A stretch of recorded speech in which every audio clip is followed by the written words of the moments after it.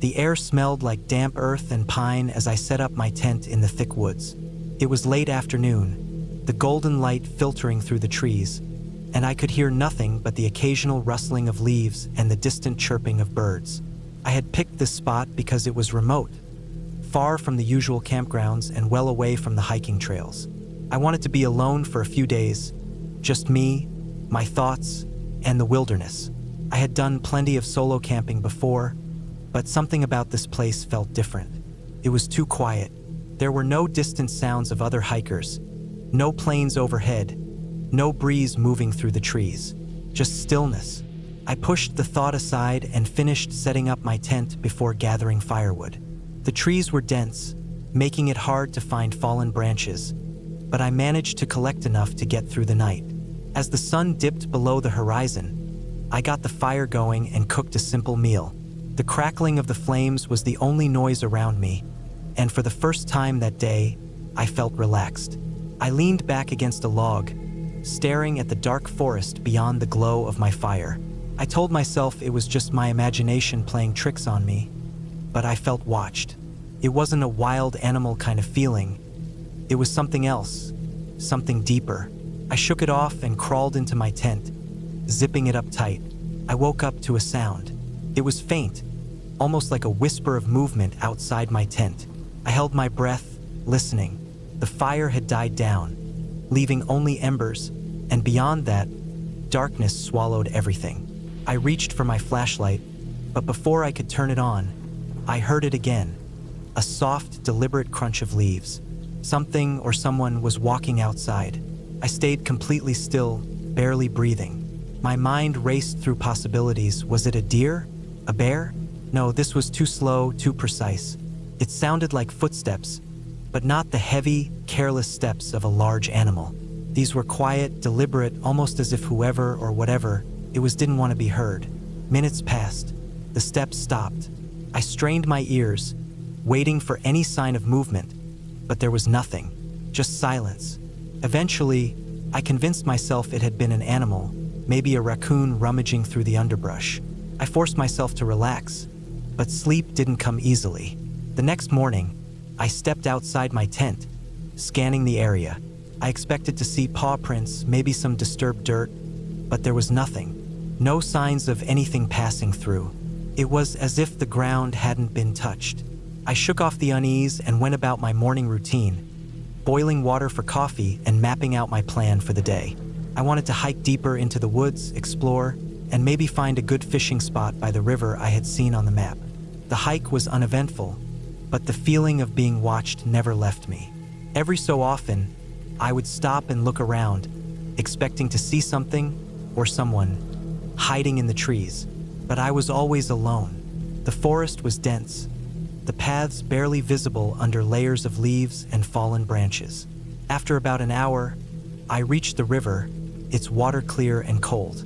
I knelt down to fill my bottle when I noticed something strange. Across the river, deep in the woods, there was a structure, a small, run-down cabin, barely visible through the trees. It looked abandoned, the wood dark and weathered. No trail led to it, and it wasn't marked on my map. Something about it unsettled me. I told myself it was just an old hunting cabin, nothing more, but I couldn't shake the feeling that I shouldn't be there. I turned back toward camp, walking faster than I had before. The feeling of being watched was stronger now, as if something unseen was following me.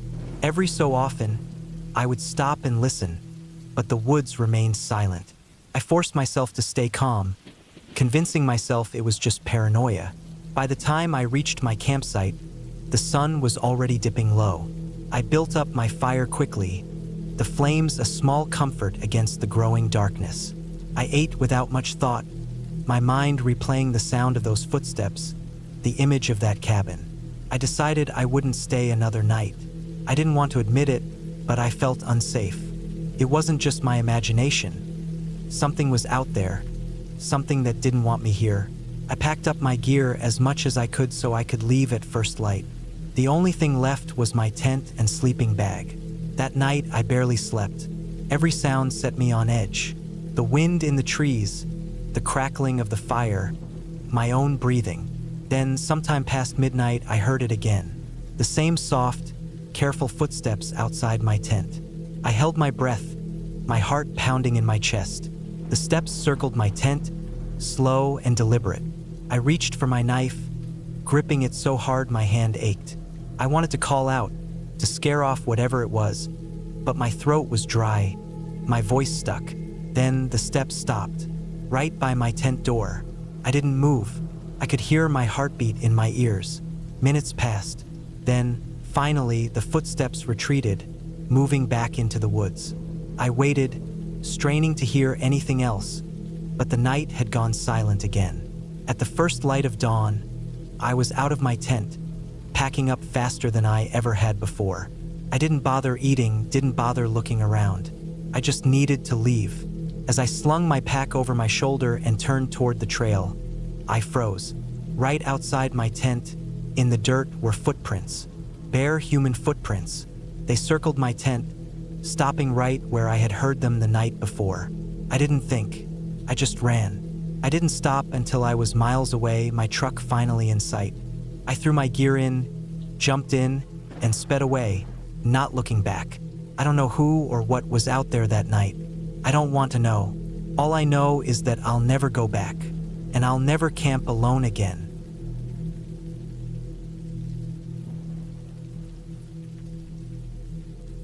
I always liked camping alone. It was peaceful, away from the noise of the world.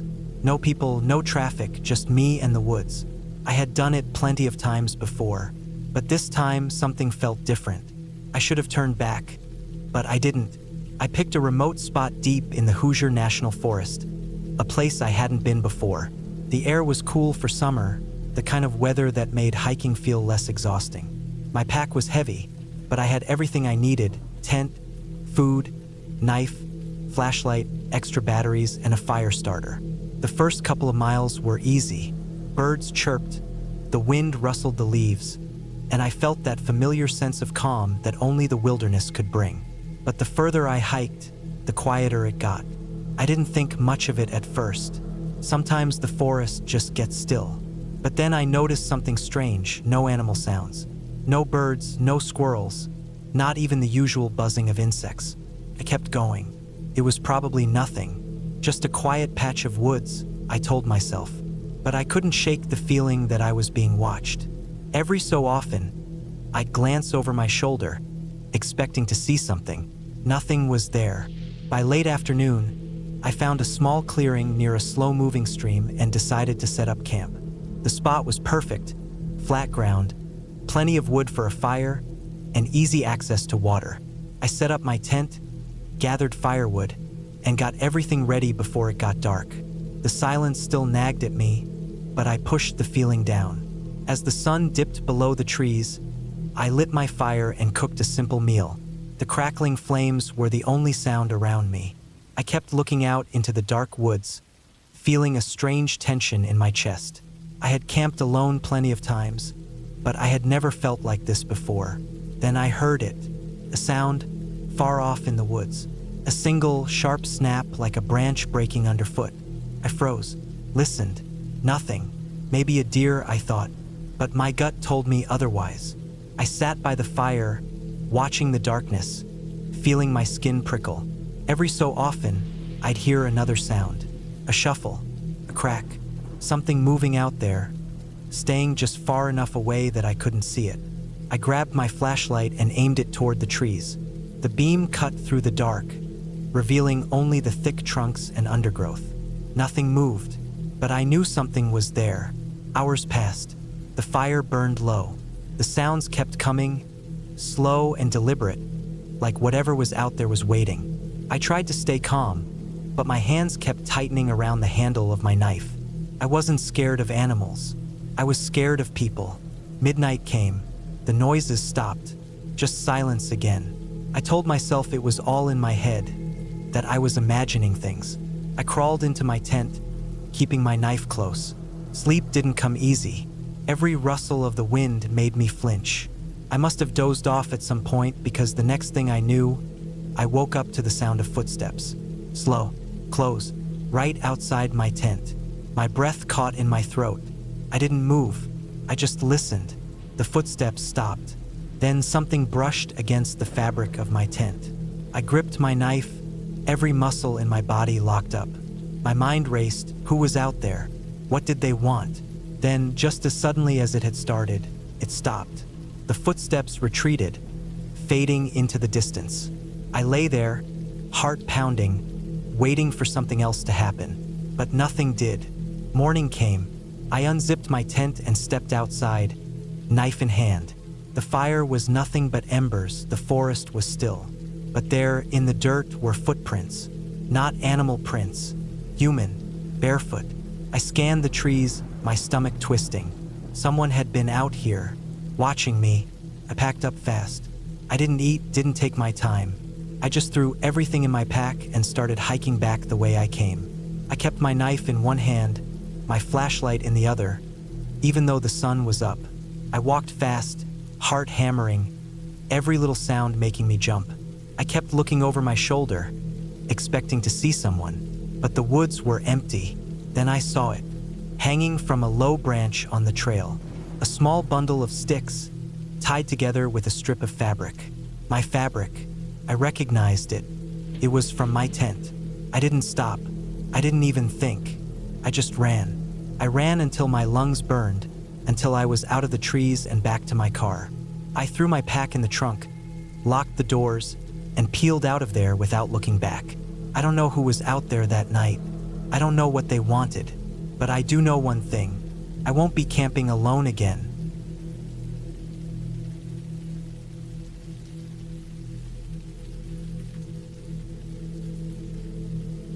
I remember the first time I went camping alone. It wasn't anything crazy, just a weekend trip to a secluded spot in the woods, a few miles off the beaten path.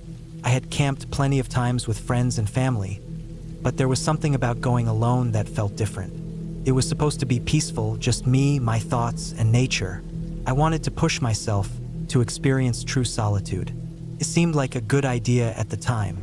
The drive to the trailhead was uneventful. I parked my truck in a gravel lot, grabbed my gear, and started hiking. The air was crisp, the smell of damp earth filling my nose as I walked deeper into the woods. The trail wasn't well traveled, which was exactly what I wanted. No distractions, no noise, just me. After about an hour of hiking, I found a clearing near a small creek and decided to set up camp.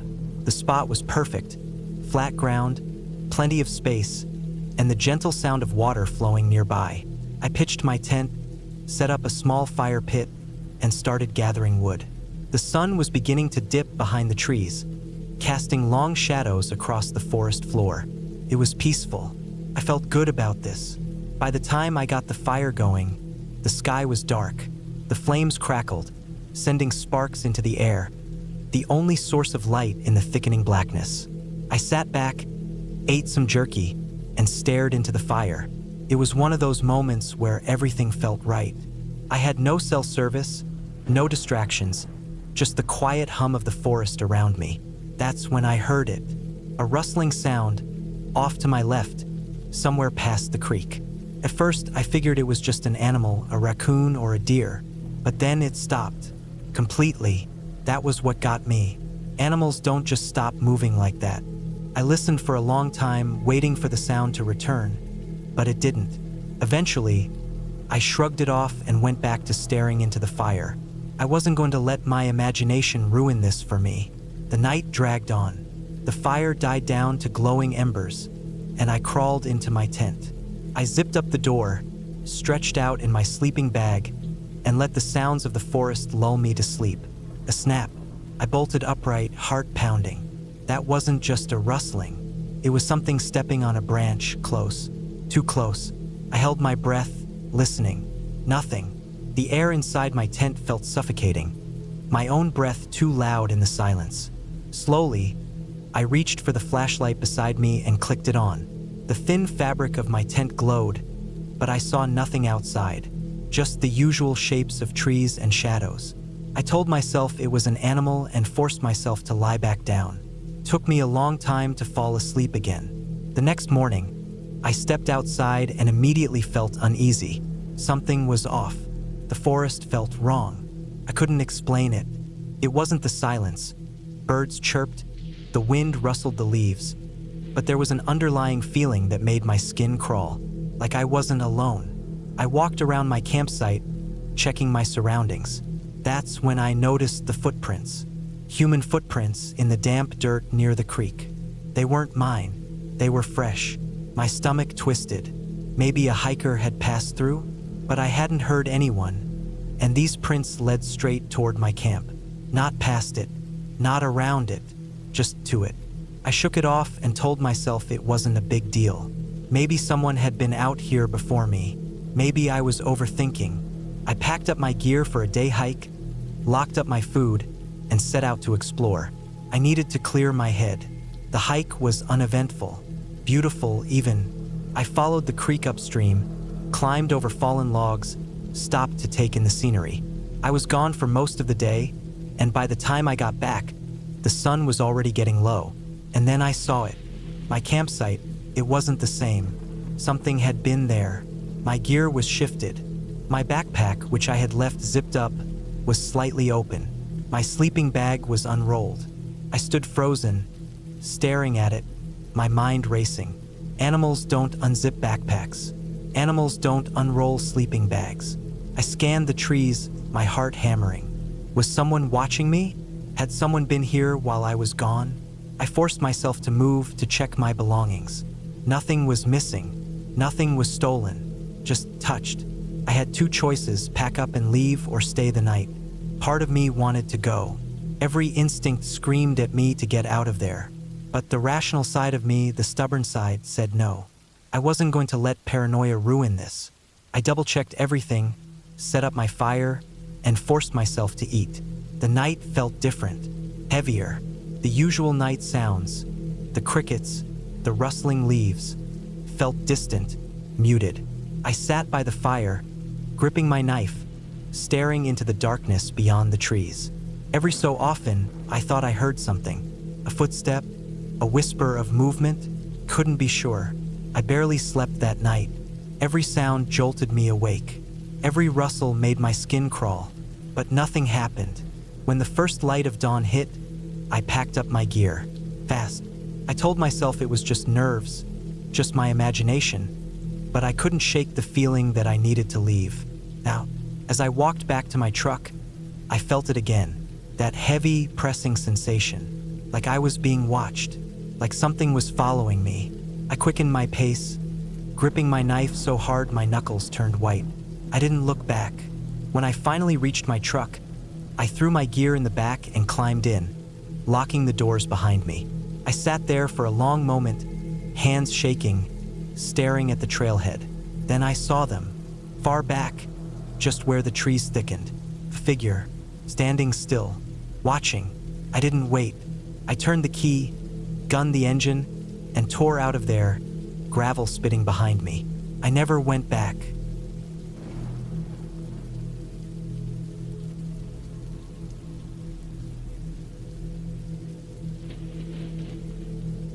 The drive to the campsite was easy, long stretches of road cutting through dense forest, only broken by the occasional gas station or an old, forgotten-looking house. I had taken trips like this plenty of times before, always looking forward to the quiet of the woods, away from the mess of everyday life. The plan was simple. Hike a bit, set up camp, spend a few nights alone, then head back before the weekend crowd rolled in. The turnoff for the site was barely marked.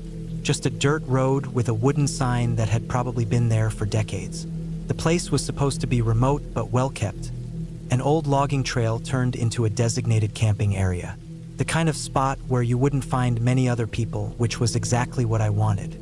I drove in slowly, the gravel crunching under my tires. Tall trees pressed in on both sides, their trunks thick and rough, bark peeling in places.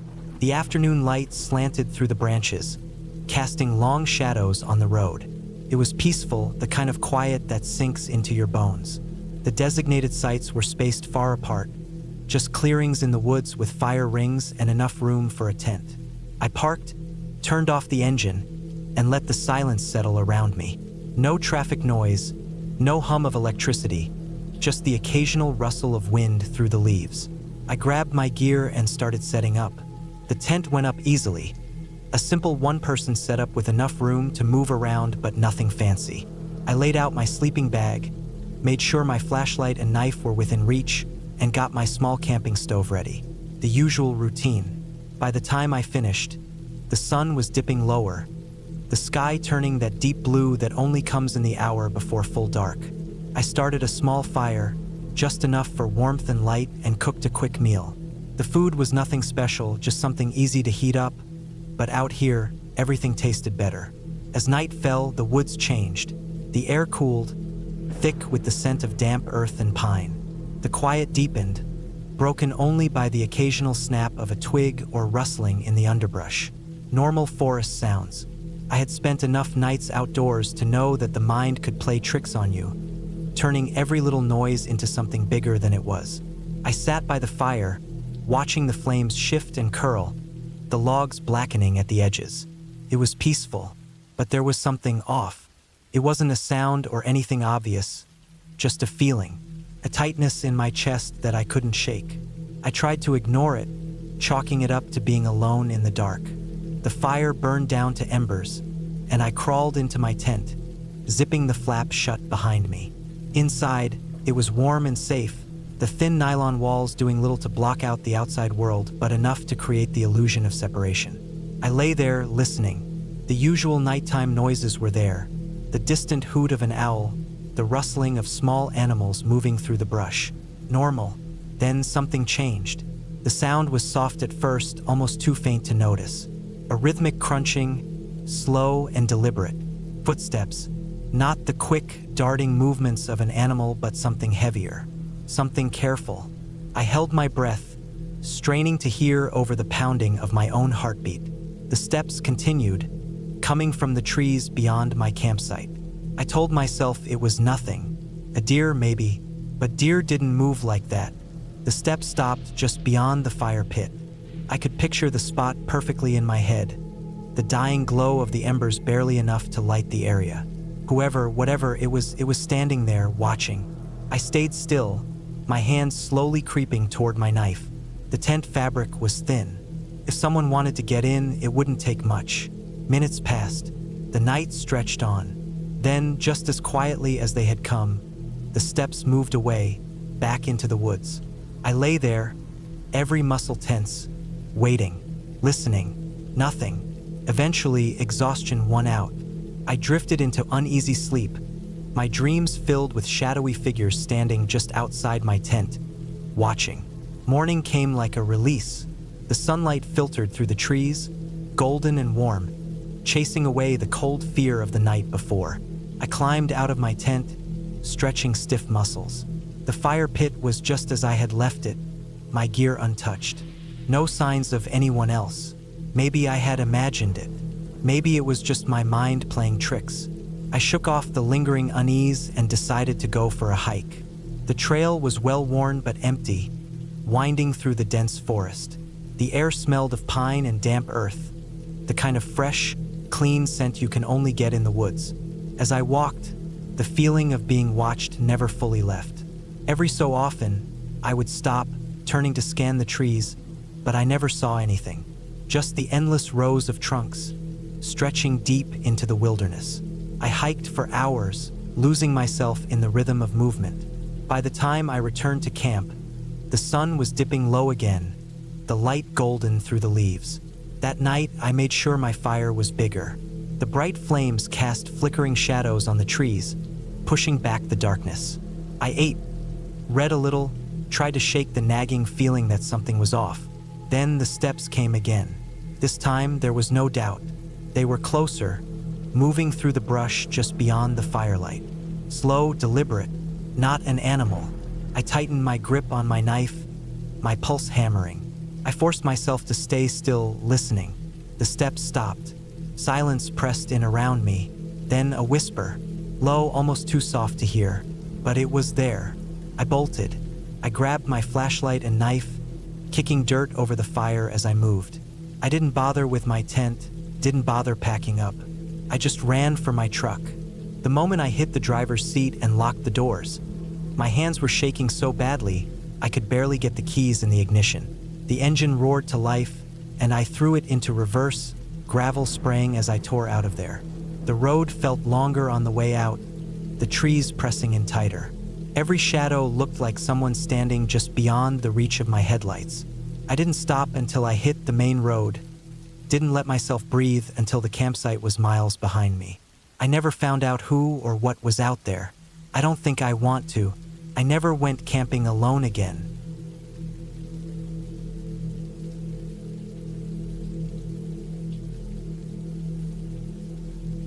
I remember the sound of the dirt crunching under my boots as I stepped out of the truck. The air was crisp, carrying the scent of pine and damp earth. The sun was starting to dip below the tree line, casting long shadows over the campsite. I was alone, which was exactly how I wanted it. A weekend away from everything: work, my phone, people. Just me, my tent, and the woods. I had picked this spot after weeks of researching lesser-known trails, something off the beaten path. It was a good 2-hour drive from the nearest town and another hour of hiking in. The remoteness was what attracted me.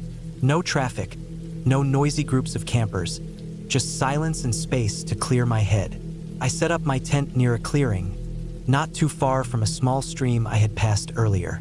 The sound of running water was always comforting to me. After getting my gear in order, I gathered some wood for a fire. The temperature was dropping fast, and I wanted the warmth. As I struck the first match, I noticed how still everything was. No wind, no rustling leaves, no sounds of birds settling in for the night. It was odd, but I pushed the thought away and focused on the fire. The flames flickered to life, crackling as they licked at the dry wood. I cooked a simple meal: canned beans and a protein bar. As I ate, I let my eyes wander over the landscape. The trees stood tall and dark, forming a wall around the clearing. The moon was just starting to rise, casting a bluish glow over everything. I had always loved camping alone, but something about this place felt different. There was an uneasiness in the air that I couldn't shake. After finishing my meal, I cleaned up and made sure my food was stored properly. Bears weren't common in this area, but I didn't want to take any chances. I sat by the fire for a while, staring into the flames, listening to the silence. It was unsettling, that silence. Even in the most remote places, there's usually some kind of sound: an owl, insects, distant rustling. But here, there was nothing. I told myself I was just overthinking it. I was out here to clear my mind, not let it run wild. So, I crawled into my tent, zipped myself in, and tried to relax. My body was tired, but my mind wouldn't slow down. I kept thinking about how quiet it was. Too quiet. At some point, I must have fallen asleep because I woke up to the sound of something moving outside. A soft crunch, like a footstep on dry leaves. My heart pounded in my chest as I held my breath, listening. Another step, and another, slow, deliberate. I reached for my flashlight, my hand shaking as I clicked it on. The thin fabric of the tent felt like no protection at all. I listened, waiting, but the sounds had stopped. Just silence again. I exhaled slowly, convincing myself it had been an animal. A deer, maybe. Something harmless. I kept the flashlight on for a while before finally forcing myself to turn it off and try to sleep again. I woke up to the sound of movement again, this time closer. My body went rigid. Whatever it wasn't wandering aimlessly. It was circling my tent. I could hear the faint sound of breathing, heavy and controlled. Not an animal. I stayed completely still, my mind racing through possibilities. Another camper? But why would someone be out here, this deep in the woods at this hour, without making their presence known? I slowly reached for my knife, gripping it tightly. If someone was messing with me, they were about to find out I wasn't defenseless. I swallowed hard, then, in one swift motion, unzipped the tent and shined my flashlight outside. Nothing, just trees, the flickering remains of my fire, and the eerie emptiness of the woods. But I knew I had heard something. Someone. I stepped out, scanning the area. My pulse pounded in my ears. I felt exposed, vulnerable. The feeling of being watched was overwhelming. Then I saw it. A footprint. A fresh one. in the dirt just outside my tent. It wasn't mine. Panic surged through me. Someone had been here. Someone had been watching me. I quickly packed my gear, my hands shaking. I didn't care that it was the middle of the night. I wasn't staying out here any longer. As I threw my backpack over my shoulders, I heard something in the distance. A branch snapping, followed by the unmistakable sound of footsteps retreating into the darkness. They had been close, too close. I didn't run, but I moved fast, my flashlight cutting through the dark. Every few minutes, I glanced over my shoulder, half expecting to see someone following me. But the trail behind me was empty. I hiked nonstop until I reached my truck, my lungs burning from the effort.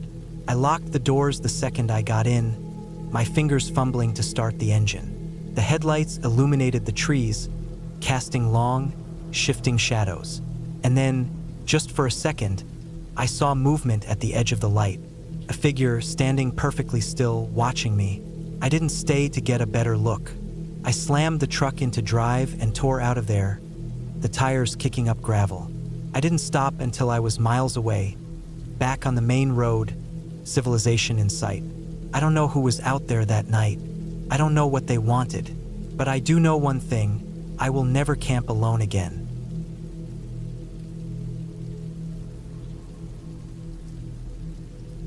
I don't know why I thought camping alone was a good idea. Maybe it was the stress of work, the need to get away, or just the thought of sitting by a fire with no one around to bother me. Whatever it was, I regret it now.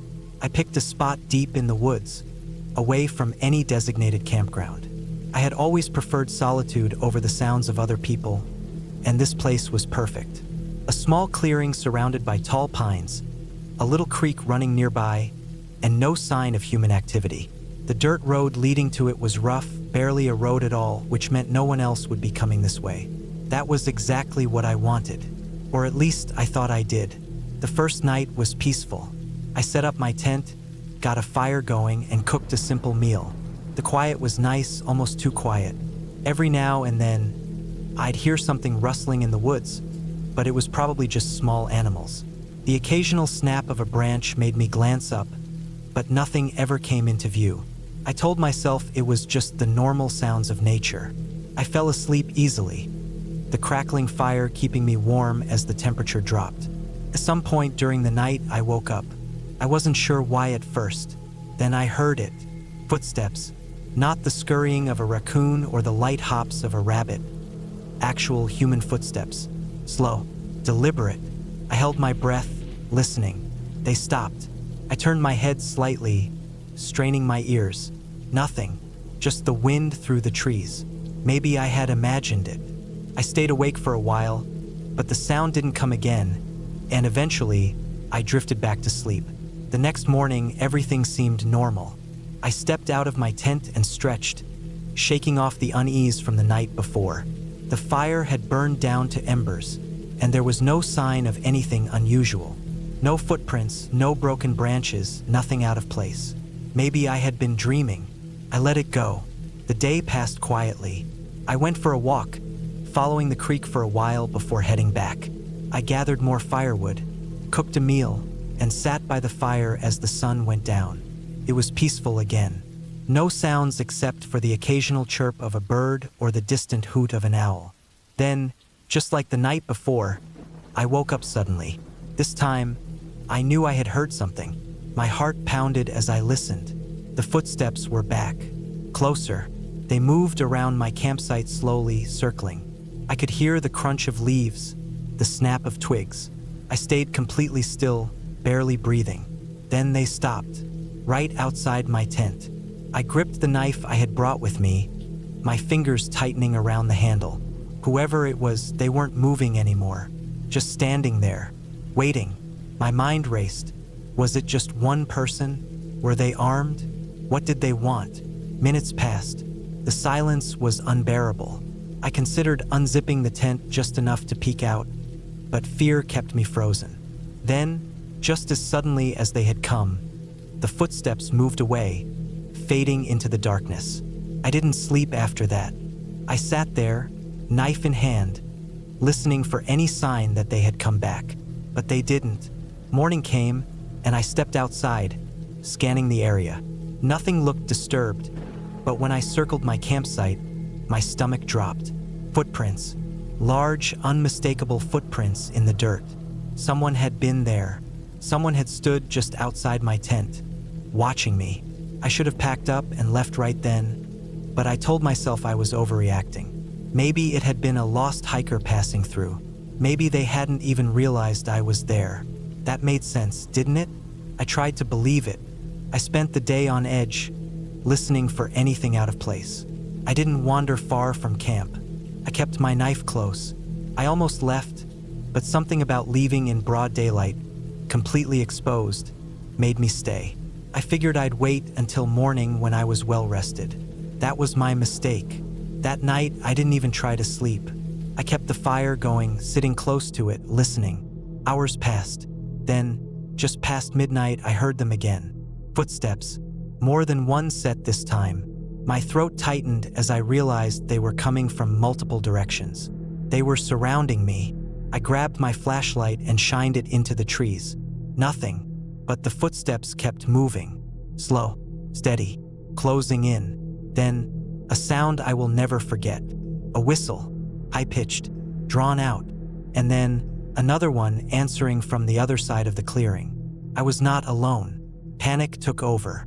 I grabbed my car keys, my knife still clutched in my other hand, and bolted for my truck. As soon as I moved, the footsteps rushed forward. I didn't look back. I jumped in, locked the doors, and turned the engine over. The headlights illuminated the trees, and for just a second, I saw them. Shadows, human figures standing just beyond the tree line. Watching, I slammed the truck into reverse, tires spinning in the dirt. I didn't care about my tent, my gear.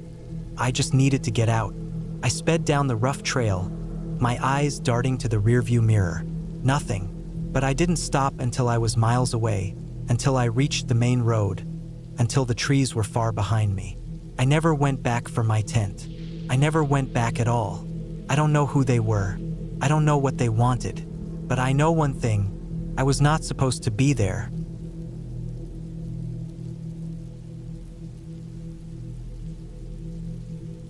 I was never one for camping alone. It always felt unnatural, like something humans weren't meant to do by themselves. But after a rough few months, I needed the quiet.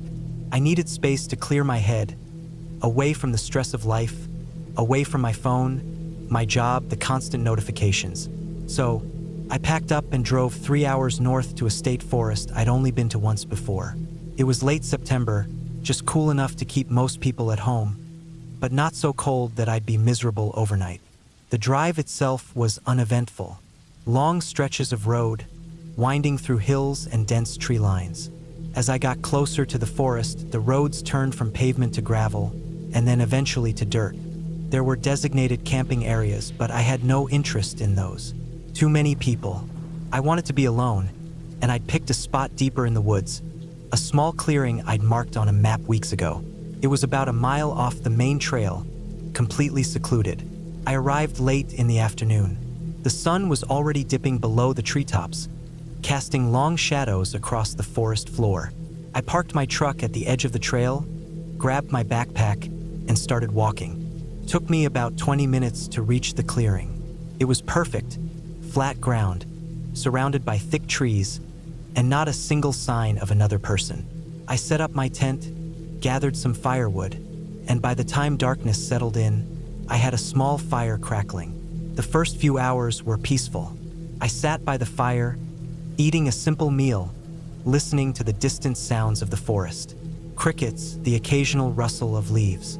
Normal stuff, but as the night stretched on, the quiet started to feel different, heavier.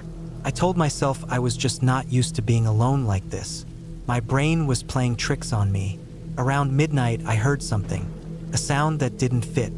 It wasn't the wind, wasn't an animal moving through the brush. It was a distinct snap, like a branch breaking underfoot. Close, too close. I turned my head toward the darkness beyond the fire's glow, my eyes struggling to adjust. Nothing, just trees and shadows. I shook it off, convincing myself it was nothing, maybe a deer, but my body didn't believe me. My skin prickled, every hair standing on end. I kept my knife close as I stoked the fire, making sure it burned bright. Time passed, maybe half an hour. Then another sound. This time it wasn't just a single snap. It was movement, slow, deliberate, like footsteps. I held my breath, listening. The steps stopped. Silence stretched so long that I started to wonder if I'd imagined it. But then a shift, a soft scrape of something against bark. My stomach turned to stone. I grabbed my flashlight, flicked it on, and aimed it toward the trees. The beam cut through the darkness, revealing nothing but empty forest. I scanned left, then right. Still nothing. Then, just as I was lowering the flashlight, I saw it. Not a person, not an animal, something else.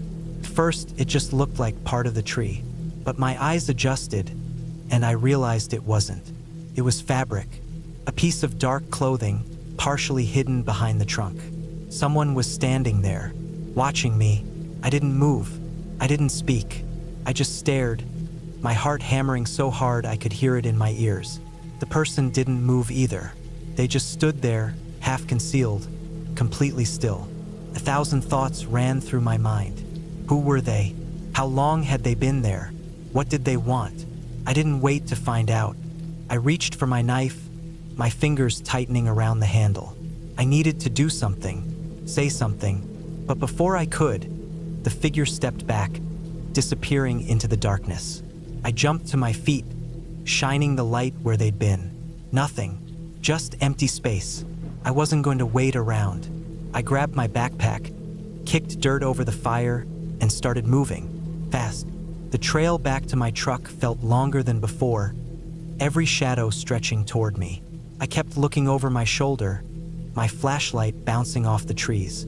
Then, another sound. Behind me, closer this time, I broke into a run. My boots slammed against the dirt, my breath coming in ragged gasps.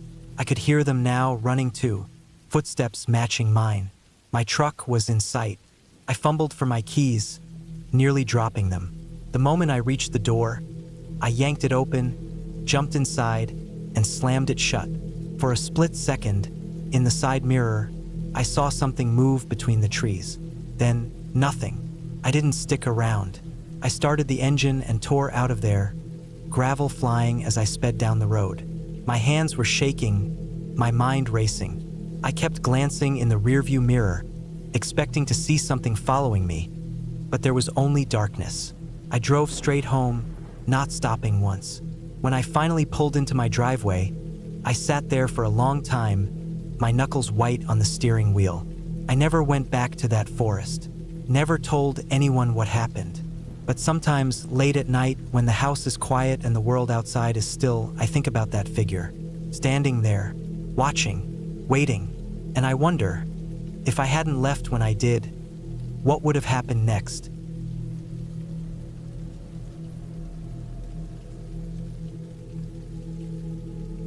I never used to be afraid of the woods. I grew up camping, fishing, and hiking. It was part of my life. I knew how to start a fire, set up a tent, and navigate with a map. The outdoors never felt threatening to me until that weekend. It was late September when I decided to go on a solo camping trip. I had done plenty of group trips, but I wanted the experience of being alone in the wilderness, completely self-sufficient. I picked a remote location in a national forest about 3 hours from my house. It wasn't a popular spot. No designated campsites, just miles of trees, rivers, and rocky trails. I had checked the weather, packed all my gear, and told a friend where I was going. Everything was set. The drive took longer than I expected. The last stretch was a narrow, unpaved road winding through dense forest. The further I went, the rougher it got. I passed no other cars, no signs of people, just trees and silence. It was almost dark by the time I reached a small clearing where I could park. I grabbed my gear and started walking into the woods, following an old, overgrown trail. I wanted to be far enough from the road that I wouldn't hear any cars. Not that there were any. After about 20 minutes, I found a good spot near a small creek. I set up my tent, gathered some firewood, and got a fire going. The air was cool, the smell of pine all around me. It should have felt peaceful, but something felt off. I couldn't put my finger on it.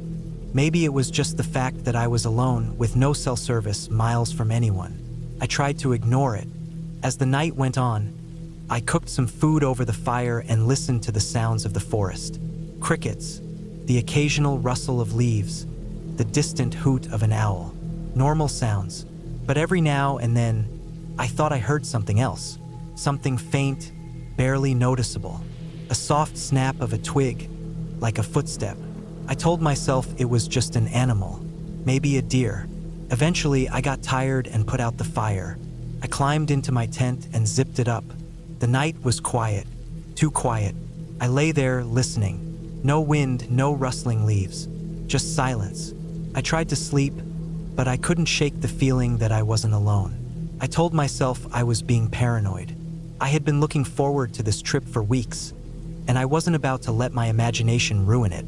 At some point, I must have dozed off because I woke up to a noise, a distinct noise, footsteps, slow, deliberate, not an animal. Something or someone was walking near my tent. My heart started pounding. I lay completely still, holding my breath. The footsteps stopped. For a long time, there was nothing, just silence again. I told myself I was imagining things. Maybe a branch had fallen, or my mind was playing tricks on me. I don't know how long I lay there, but eventually, I fell asleep again. The next morning, everything seemed normal. Sunlight filtered through the trees, birds chirped, the creek bubbled softly. It was like nothing had happened. I felt a little embarrassed for being so spooked. I spent the day exploring the area, hiking along the creek, and collecting firewood. I tried to enjoy the quiet, but that feeling never really went away. I couldn't shake the sense that I was being watched. More than once, I thought I saw movement in my peripheral vision, just a flicker of something. But every time I turned, there was nothing there. That night, I made a bigger fire. I figured the more light, the better. I ate, stared into the flames, and tried to convince myself that everything was fine.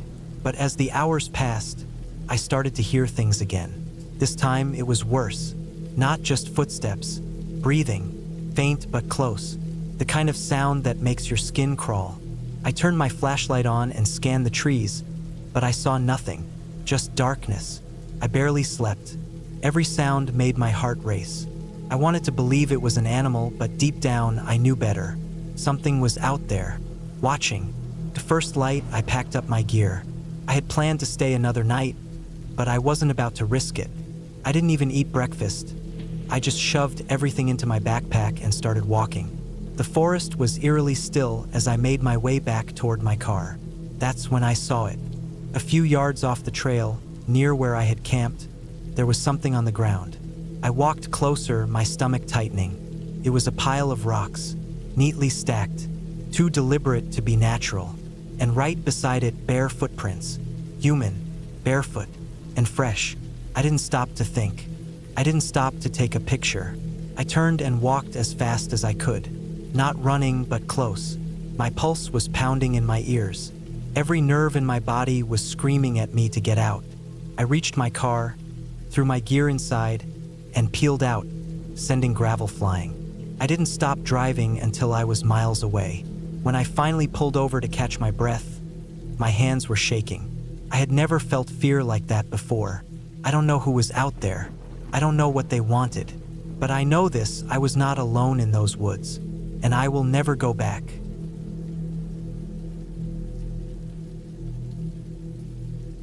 I don't know why I agreed to this trip. Maybe it was the need to clear my head, or maybe I just wanted to prove to myself that I could handle a few nights in the woods alone. I'd camped before, never alone, but I wasn't exactly a beginner. I knew the basics: how to set up a tent, how to build a fire, how to keep food away from animals. I wasn't worried. I drove out to a remote area of national forest, a place that required a permit because it was so deep in the wilderness. No marked campsites, no people, just endless miles of trees and silence. That was what I wanted. The drive itself was long, hours of winding roads leading to a narrow dirt path that felt like it hadn't been driven on in years. My truck struggled over deep ruts and loose gravel, but eventually, I found a decent clearing to park. I grabbed my pack, locked up the truck, and hiked in a few miles before settling on a campsite. A small clearing near a slow-moving creek, surrounded by thick trees that blocked most of the sunlight. It was perfect. The first day was uneventful. I set up my tent, gathered some firewood, and cooked a simple meal over the fire as the sun dipped below the horizon. The temperature dropped quickly, and the night settled in with an unsettling quiet. It was the kind of silence that makes you hyper-aware of every little sound. Leaves rustling, twigs snapping, the distant hoot of an owl. I told myself it was just nature doing what it always did, but I still felt off, like something was just beyond the tree line, watching. I didn't sleep well. Every time I closed my eyes, I jolt awake at the smallest noise. The wind through the trees, the crackle of the fire dying out, the occasional scurrying of small animals. It all sounded too close, too deliberate. My brain kept trying to rationalize it, but my gut told me something wasn't right. The second day, I tried to shake off the paranoia. I spent the morning exploring, hiking up a ridge to get a better view of the area. The forest stretched endlessly in every direction, nothing but trees and the occasional rock outcropping. I took a few pictures, ate a quick lunch, then made my way back down. That's when I noticed it. Near my campsite, maybe 50 yards out, was a tree with deep gashes in its bark. Claw marks. Bare. Maybe. I hadn't seen any signs of large animals. No tracks, no scat, no overturned logs where they might have foraged for insects. But the marks were fresh. That meant whatever made them had been there recently. I told myself it wasn't a big deal. Just nature. I spent the rest of the day trying to keep busy, gathering more firewood, reinforcing my tent in case of bad weather. But no matter what I did, I couldn't shake the feeling that something wasn't right. As night fell, the unease grew worse. The fire felt like my only defense against the darkness pressing in from all sides. I sat close to it, listening. Then I heard it. Footsteps. Not the random rustling of an animal moving through the underbrush. These were deliberate, slow, measured, heavy. I held my breath, straining my ears. The footsteps stopped. The forest went silent. I told myself it was my imagination, that I was just on edge. But I stayed up late, listening, staring into the trees until exhaustion finally won. I woke up to the sound of my own heartbeat pounding in my ears. Something was outside my tent. I stayed completely still, barely breathing. There was a shuffling sound, something moving just beyond the fabric. I reached for my knife, gripping it so tight my hand ached. The sound moved around the tent, slow and deliberate, like whoever or whatever it was circling me. I forced myself to stay calm. Bears don't stalk like this. Mountain lions? Maybe, but they usually don't linger this long. I waited, my body tense, my mind racing. Then, just as suddenly as it started, the sound stopped. The forest was silent again. I waited until the first light of dawn before stepping outside. Nothing. No tracks, no signs that anything had been there. But I knew what I heard. I wasn't alone.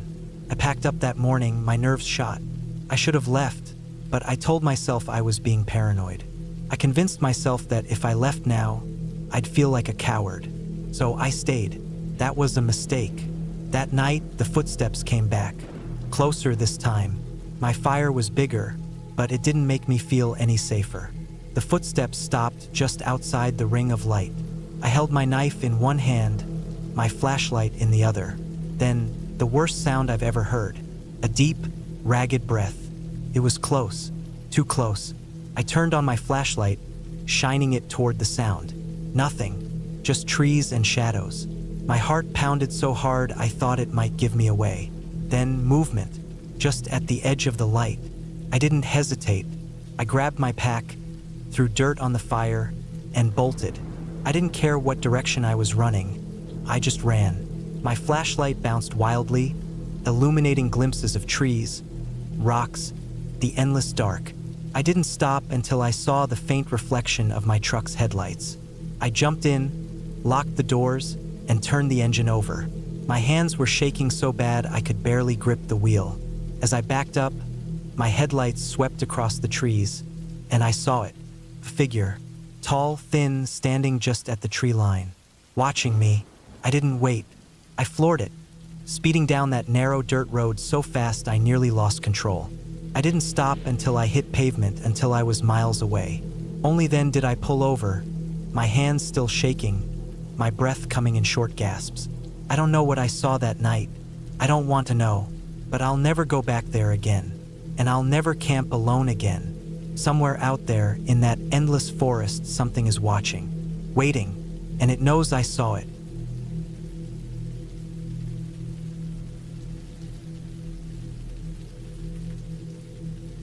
I always liked camping. It was a way to clear my head, get away from everything, and just breathe for a while. I'd gone on plenty of trips before, mostly by myself, and I had never run into anything that truly scared me. Sure, I'd had a few weird moments, hearing strange noises in the distance, feeling like I was being watched, but nothing that made me rethink being out there alone. That changed after my trip to a remote section of forest a few summers ago.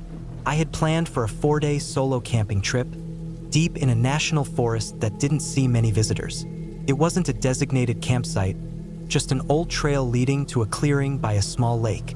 I had read about the spot in an old hiking forum, and from what I could tell, only a handful of people knew about it. Perfect, I thought. No crowds, no noise, just me and nature. The drive out there was uneventful.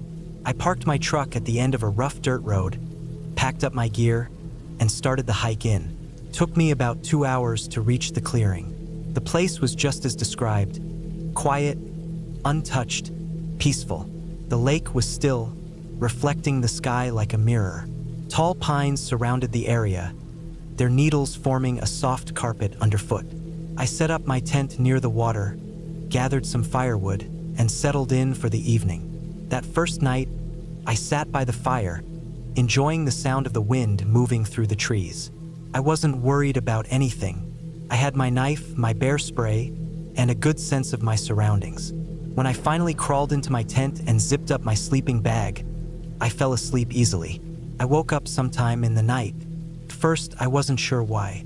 I lay there listening. The forest was quiet, too quiet. Usually, you hear insects, the occasional rustling in the brush, maybe a distant owl. But there was nothing, just silence. I told myself it was nothing, that my mind was playing tricks on me, and I eventually drifted back to sleep. The next morning, everything seemed normal again. I ate breakfast, fished a little, and explored the area. I found an old fire ring near the edge of the trees, half buried under dirt and pine needles. It looked like no one had used it in years. Other than that, there were no signs that anyone had been out here recently.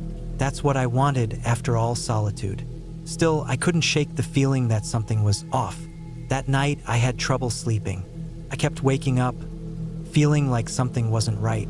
I listened for noises, but the forest was quiet again. At some point, I must have drifted off because the next thing I knew, I was waking up to the sound of twigs snapping outside my tent.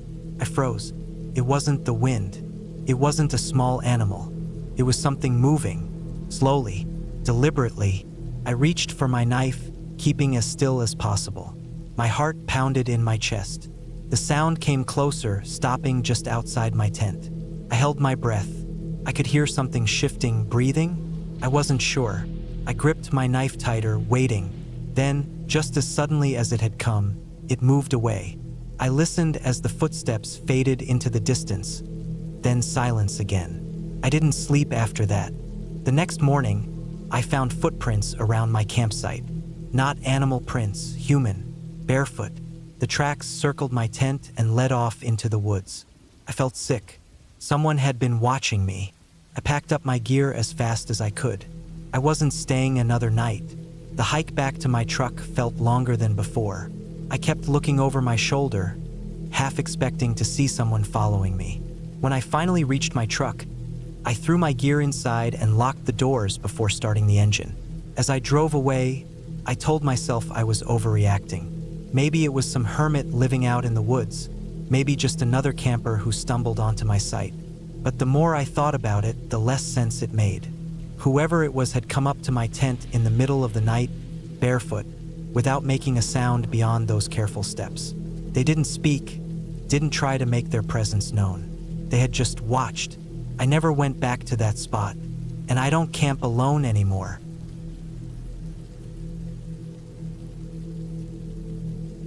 I never used to believe in fear the way some people do. Not the kind that makes your chest tighten and your breath catch in your throat. The fear that makes your skin prickle even when there's no real reason for it. I like to think I was a rational person. I like to think that if something went wrong, I'd handle it. That's what made what happened to me so much worse, because I wasn't prepared. And now I don't think I ever will be again. It started as a simple camping trip. I had been working nonstop for weeks, barely seeing the sun, let alone getting outside. My body ached from sitting at a desk all day. My mind felt sluggish, and I just wanted some space, some air, something different from the four walls of my apartment. I packed light, a tent, a sleeping bag, a few days' worth of food and water. I picked a spot about 2 hours from where I lived, deep enough into the woods that I'd be alone, but not so far that I couldn't get back quickly if I needed to. It was the kind of place where the trees were thick, the dirt roads felt abandoned, and the silence stretched for miles. The first day was perfect. I set up camp near a small stream, cooked a quick meal, and sat by the fire, listening to the night sounds. Felt good to be alone. The way the air smelled fresh, the way the trees moved gently in the wind. It made me feel like I was resetting myself, like all the stress I had carried was slowly draining away. I went to bed early, the sound of the crickets and the rustling leaves lulling me to sleep. But sometime during the night, I woke up. First, I didn't know why. My tent was dark, the air inside warm from my breath. Then I realized the woods were silent, too silent. If you've ever camped before, you know that the forest is never really quiet. There's always something. Bugs chirping, wind moving through the branches, small animals rustling in the brush. But now there was nothing, just an empty, heavy silence pressing in on all sides. I stayed still, listening, my heart thudding against my ribs. Then faintly I heard it. Footsteps, slow, deliberate. They weren't close, but they were steady, moving through the trees, crunching softly against the dirt and fallen leaves. At first I thought it was an animal, a deer maybe, or a coyote. But the longer I listened, the more certain I became. These weren't animal footsteps. They were too heavy, too measured. I reached for the small knife I kept near my sleeping bag, my fingers tightening around the handle. My mouth felt dry. I waited, barely breathing. But after a few minutes, the footsteps faded away. The forest stayed silent. It was almost worse than the sound itself. I didn't sleep much after that. Every little noise made my muscles tense. I kept expecting to hear the footsteps again, but they never came. When the sun finally rose, I unzipped my tent and stepped outside, my legs stiff and shaky. Everything looked normal. My camp was untouched, the fire pit just as I had left it. But something felt off. I told myself I was overreacting. Maybe I had imagined the sound, half asleep and paranoid. Maybe it was just a deer passing through, nothing more. But when I walked a few yards away from my tent, I saw them. Footprints. Not mine. Not an animal's. Persons. They circled my campsite. I stared at them for a long time, my mind struggling to make sense of it. There shouldn't have been anyone else out here. I had hiked miles off the main trail, and I hadn't seen a single person since I arrived. And yet, the prints were there, clear as day. My gut told me to leave, pack up and go right then and there. But some stupid part of me didn't want to. I had come all this way, and I wasn't about to let some random footprints scare me off. I forced myself to shake it off. I spent the day hiking, fishing by the stream, trying to enjoy the trip like I had planned. But the whole time, I felt like I was being watched. Every rustling leaf made my skin crawl. Every shift in the wind made me glance over my shoulder. That night, I didn't light a fire. I sat in my tent with my knife in my lap, listening. The forest was louder than before. Bugs, birds, the occasional rustle in the distance. It almost made me feel better. Almost. Then, sometime past midnight, I heard them again. The footsteps, closer this time. I held my breath. The steps were slow, careful, like whoever or whatever it was didn't want to be heard. They stopped just outside my tent. I gripped my knife so tight my hand ached. I wanted to move, to do something, but I was frozen. The canvas of the tent was thin. If someone wanted to, they could tear right through it. The footsteps stayed there for what felt like forever. Then, without warning, they moved away. Fast. Not walking anymore, but running. I didn't sleep the rest of the night. As soon as the sky started to lighten, I packed my things, my hands shaking the whole time. I didn't bother eating. I didn't even take down my tent properly. I just stuffed it into my pack and started hiking back the way I had come. I moved fast, pushing through branches, barely stopping to rest. I kept waiting to hear those footsteps again, to catch a glimpse of someone moving between the trees. But I never did. By the time I reached my car, I was sweating, my chest heaving. I threw my pack inside, locked the doors, and didn't look back. I told myself I was being paranoid, that maybe it was just another camper passing through, someone who didn't realize how close they were to my site. Maybe they had been lost. Maybe they had just been curious. But I know what I heard. I know what I felt. I haven't been camping since.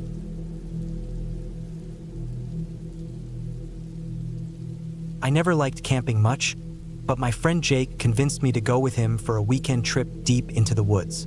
He was the type who loved the outdoors, always talking about the freedom of being away from everything, the beauty of nature, the peace of solitude. I preferred the comfort of my apartment, but after weeks of him nagging me about how I needed to get out more, I gave in. We packed up his truck early Saturday morning, loaded with everything we thought we'd need: tents, sleeping bags, food, water, flashlights, knives, firewood, and a couple of beers for the evening. He picked a spot that was miles away from any official campground, far beyond where most people would dare to go. He swore it was the perfect place. Secluded, quiet, untouched. I didn't like the sound of that, but I didn't want to be the guy who ruined the trip before it even started. The drive took us nearly 4 hours, most of it on rough dirt roads that seemed barely used. The deeper we went, the worse the roads got, and soon enough, we were just following a set of tire tracks through overgrown grass. It was clear that not many people came out this way. We finally stopped at a small clearing surrounded by dense trees. A narrow stream ran along one side, and the area was covered in thick, undisturbed grass. It was peaceful, but something about it felt off. Maybe it was the silence, the kind that pressed in on you, made you feel like you were being watched. Jake got out, stretched his arms, and took a deep breath. "This is perfect," he said. I didn't say anything. I just grabbed my backpack and followed him as he started unpacking. We spent the next couple of hours setting up camp. We pitched our tents near the stream, stacked up firewood, and got everything settled. By the time we finished, the sun was already starting to dip below the trees, casting long shadows that stretched across the clearing. After a quick meal, we sat by the fire, drinking our beers and staring into the flames. The air was getting colder, and the quietness of the forest made every small sound seem louder than it should be. The rustling of leaves, the occasional snap of a twig. At some point, I noticed something odd. There was a tree line across from us, and beyond that, complete darkness. But in that darkness, I swore I saw movement. A shape. I shook it off. My eyes were probably playing tricks on me, adjusting to the flickering firelight. I tried to ignore it, but a strange feeling crept up my spine. Something wasn't right. Jake must have noticed my unease. "You good?" he asked. "Yeah, elite." We stayed up for a while longer before deciding to turn in. I crawled into my tent, zipped up the flap, and settled into my sleeping bag. I was exhausted, but I couldn't shake the uneasy feeling. I listened to the sounds outside, hoping for the comforting chirps of crickets or the distant howl of a coyote, something natural. But the forest was dead silent. I don't know when I finally fell asleep, but at some point in the middle of the night, I woke up. First, I didn't know why. Then I heard it. Footsteps. Not an animal. Not something moving on 4 legs. These were slow, deliberate human footsteps. I held my breath, listening as they moved around the campsite. They weren't heavy, but they weren't trying to be quiet either. Whoever it was, they weren't in a hurry, just walking. I turned my head slightly, trying to see if Jake was awake, but his tent was completely still. The footsteps circled the camp, moving closer, then farther away, then closer again. I reached for my flashlight, gripping it tightly. My heart pounded so hard I thought whoever was out there would hear it. I wanted to call out to Jake, but something stopped me. A feeling, primal, instinctual, told me that making a sound was the worst thing I could do. The footsteps stopped, right outside my tent. I squeezed my eyes shut. My body was frozen, every muscle locked in place. I could hear breathing, slow, steady breathing, just on the other side of the thin fabric. Then, a long, dragging sound, like a hand sliding down the front of my tent. I didn't move. I didn't even breathe. Minutes passed, maybe hours. Eventually, the footsteps started again, moving away from my tent, away from the camp. I waited until I was sure I couldn't hear them anymore before I dared to move. I stayed awake until the first light of morning. As soon as the sun started to rise, I unzipped my tent and stumbled outside. Jake was already up, poking at the fire. "You hear anything last night?" I asked, trying to keep my voice steady. He shook his head. "Nope, slept like a rock." I didn't believe him. We packed up and left that morning, cutting the trip short. Neither of us spoke much on the drive back, but I could feel it. He knew something was wrong too. When we got back to civilization, I finally checked my phone, which had been dead most of the trip. I had 1 bar of service, just enough to pull up a map. I wanted to know where we had been. I zoomed in on the area, scanning the landscape. Then something caught my eye, a small, barely visible mark on the map, not far from where we had camped. An abandoned cabin. I searched for more information, but there was almost nothing. Just a single article from years ago about a man who had lived there. A hermit, a recluse, a murderer. He had killed hikers who wandered too close to his land, dragged them into the woods. Their bodies were never found. I stared at the screen, my stomach twisting. Jake leaned over, looking at my phone. "Where was that?" he asked. I pointed, right where we had camped. Neither of us spoke the rest of the ride home. We never went camping again.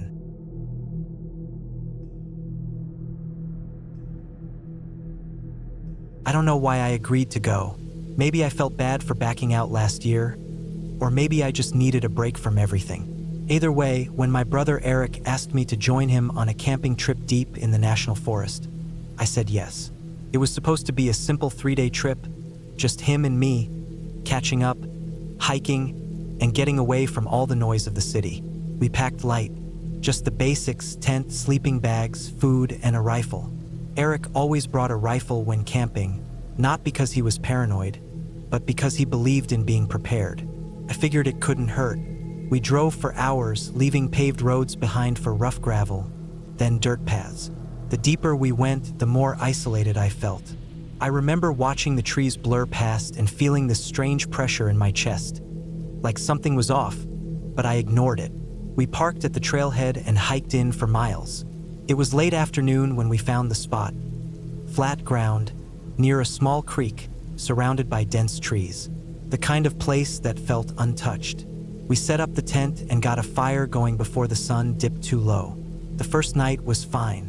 The woods were quiet, except for the usual sounds. Wind through the leaves, the occasional snap of a branch from some animal moving in the dark. It was peaceful, even. The second day we hiked.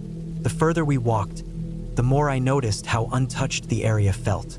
No signs of people, no old fire pits or broken branches from past campers. Just wild land. Around midday, we came across something strange. A tree, maybe 30 feet tall, with its bark stripped away in wide, deep gashes. Claw marks, I thought, but they were too high, too clean. We didn't say anything about it, just kept moving. That night, something felt different. The woods weren't quiet anymore. Around midnight, I woke up needing to piss. I unzipped the tent, stepped outside, and immediately felt watched. I stood there for a minute, straining my ears. Then I heard it, footsteps. Not an animal, not the quick, skittering sounds of a raccoon or deer. These were slow, deliberate steps, moving through the brush just beyond the firelight. I called out, just a quick hello, but got no response, just silence. Then the steps started again, moving away this time. I didn't wake Eric. I told myself it was nothing, maybe just my imagination, maybe the trees shifting in the wind. I went back inside the tent and lay awake for hours, listening. The next morning, we found something near our campsite, a pile of rocks, stacked carefully in a way that didn't seem natural. 5 stones, one on top of the other, right at the edge of the tree line. I asked Eric if he'd done it, but he shook his head. Probably some old marker, he said, but he didn't sound convinced. We hiked again, but I couldn't focus. Every noise felt sharper, every shadow longer. I kept thinking about the footsteps. Who or what had been out there? We were miles from any road, deeper than most people dared to go. The forest wasn't a place for wandering strangers. That night, we loaded the rifle, just in case. Sleep didn't come easy. I kept waking up, convinced I'd heard something. Around 3 a.m., I did. It was closer this time, just outside the tent. Breathing, heavy, slow breaths. I held my own breath, straining to hear more.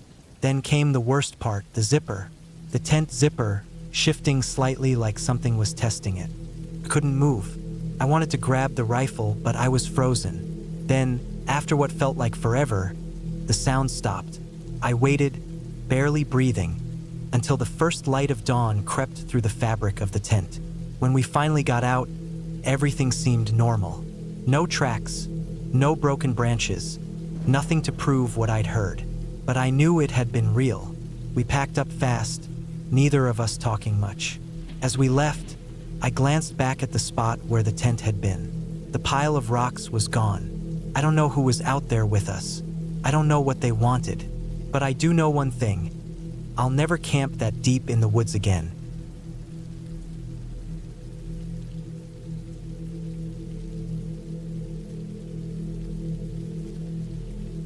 I don't think I'll ever go camping alone again. It was supposed to be a peaceful weekend. Just me, the woods, and the quiet. I had always loved camping, but life had been hectic, and I hadn't been able to get away for a while. So when I finally had a free weekend, I packed my gear, threw it in the back of my truck, and drove out to a remote spot deep in the national forest. The place wasn't an official campground. I had found it years ago while hiking, a small clearing near a creek, surrounded by thick trees. It was miles from the nearest road, which was exactly what I wanted. No cell service, no people, just me and nature. The drive took longer than I expected, and by the time I parked and hiked in, the sun was already dipping below the trees. I set up my tent quickly, gathered some wood, and got a fire going. The air was crisp, carrying the scent of pine and damp earth. Felt good to be out there, away from everything. After eating, I sat by the fire, listening to the crackling wood and the distant sounds of the forest. There were the usual noises, rustling leaves, the occasional snap of a branch, the chirp of insects. But after a while, I started noticing something else. Silence. It wasn't immediate, but at some point, I realized the woods had gone quiet. No wind, no bugs, nothing. Just the sound of my own breathing and the fire popping. It was strange, but I brushed it off. Sometimes, animals go still when they sense a predator nearby. Maybe a bobcat or a bear was in the area. Still, I felt uneasy. I told myself I was just being paranoid, but the feeling wouldn't go away. I kept scanning the darkness beyond the fire's glow, expecting to see something staring back at me, but there was nothing, just trees and shadows. I forced myself to relax, added more wood to the fire, and eventually crawled into my tent. The feeling of unease followed me inside, but I zipped up the tent, pulled my sleeping bag around me, and shut my eyes. Sleep didn't come easy. I kept waking up, convinced I had heard something. A footstep, a breath. Every time I sat up and listened, there was nothing but silence. I tried to shake it off, but my body was tense, my senses on high alert. At some point, exhaustion won. I must have drifted off because the next thing I knew, I was awake again, heart pounding, sweat clinging to my skin. Something had woken me up. I held my breath, listening. The fire outside had died down, leaving only a faint orange glow. The woods were still silent, but there was something else. A sound, faint but close. Footsteps, not the quick, light steps of an animal. These were slow, deliberate, human. I stayed completely still, barely breathing. The footsteps moved around my tent, circling. I gripped the knife I always kept in my sleeping bag, my fingers slick with sweat. I wanted to convince myself it was nothing. A deer, maybe, but deep down I knew better. Someone was out there. They stopped right behind my tent, inches away. I couldn't see them, but I could feel them. The seconds dragged. My mind raced. Should I call out? Stay silent? Run? My truck was too far. If I unzipped the tent, whoever was out there would hear. I felt trapped, my body frozen with fear. Then, just as suddenly as they had come, the footsteps started again, moving away, fading into the trees. I stayed awake the rest of the night, gripping my knife, jumping at every sound. The woods never went back to normal. The silence stretched on, pressing against my ears. At the first light of dawn, I forced myself to move. I unzipped the tent slowly, scanning the clearing. Nothing looked disturbed. No footprints, no signs of anyone, but I knew what I had heard. I packed up as fast as I could, my hands shaking, stuffing everything into my backpack without caring about neatness. The hike back to my truck felt twice as long. Every crack of a twig made my skin crawl. I kept glancing over my shoulder, expecting to see someone following me, but there was nothing. When I finally reached my truck, I threw my gear in the back, locked the doors, and started the engine. As I turned onto the narrow dirt road, I felt my chest loosen for the first time since the night before. I was almost out of the forest when I saw it. A single boot print in the mud. Too big to be mine. Too fresh to be old. I didn't stop. I didn't take a picture. I just drove, not looking back, not stopping until I was miles away. I don't know who was out there that night. Maybe a hunter. Maybe some drifter passing through. Maybe something worse. I don't want to know. But I do know one thing. I'm never camping alone again.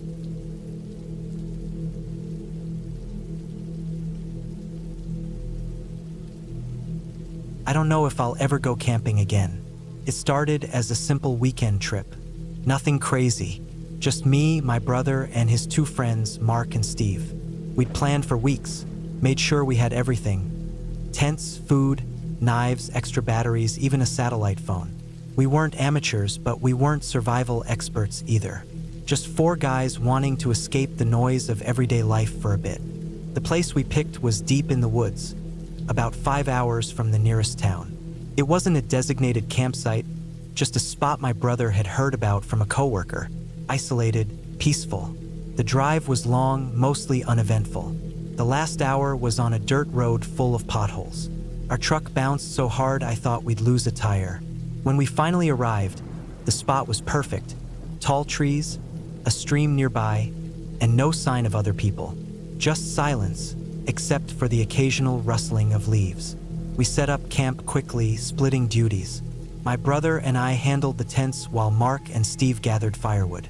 As the sun set, we built a fire, cooked some hot dogs, and just talked. No distractions, no responsibilities. Just the kind of night I had been hoping for. Around midnight, we turned in. I was exhausted, but I had trouble falling asleep.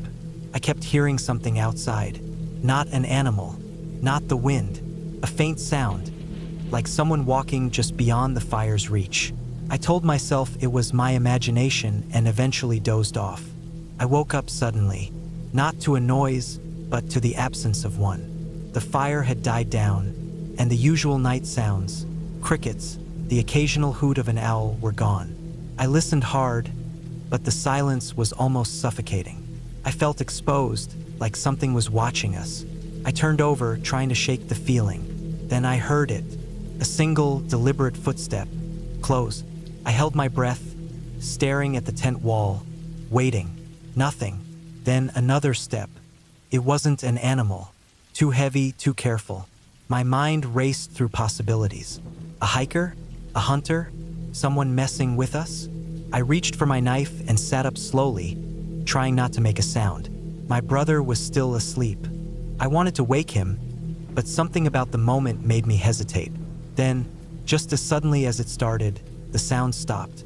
I stayed awake for another hour, knife in hand, but nothing else happened. Eventually, exhaustion won, and I fell asleep. The next morning, I stepped outside and checked around our site.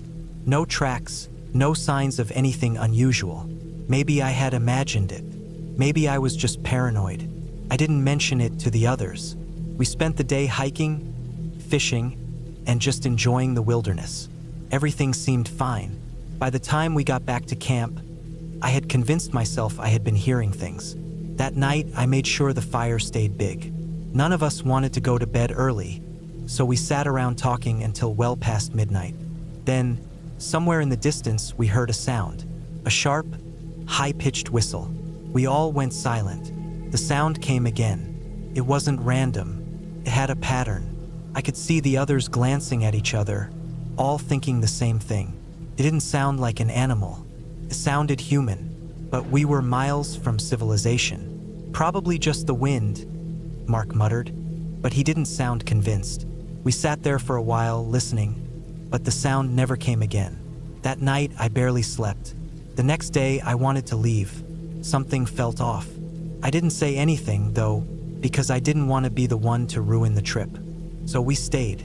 That evening, as the sun set, I kept looking over my shoulder. The feeling of being watched had returned, stronger this time. I caught my brother doing the same. He hadn't said anything, but I could tell he felt it too. The fire was big that night, brighter.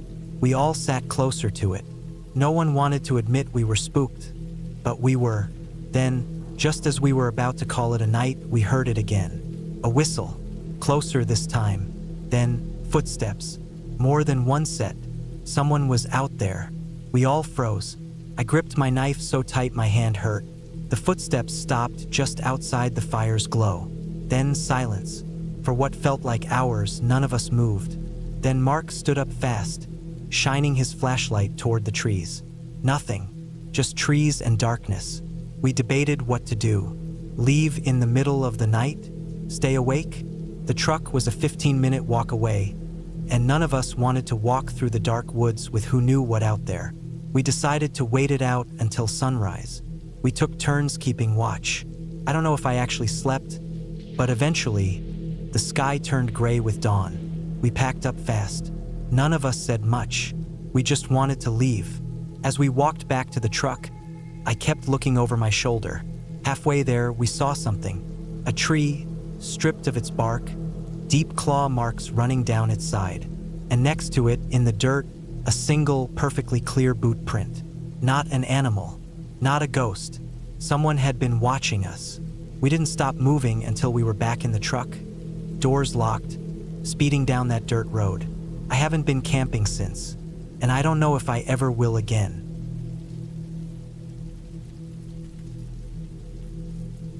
The fire crackled low, its orange glow stretching shadows across the clearing. The trees loomed dark and tall, their twisted branches swaying gently in the night breeze.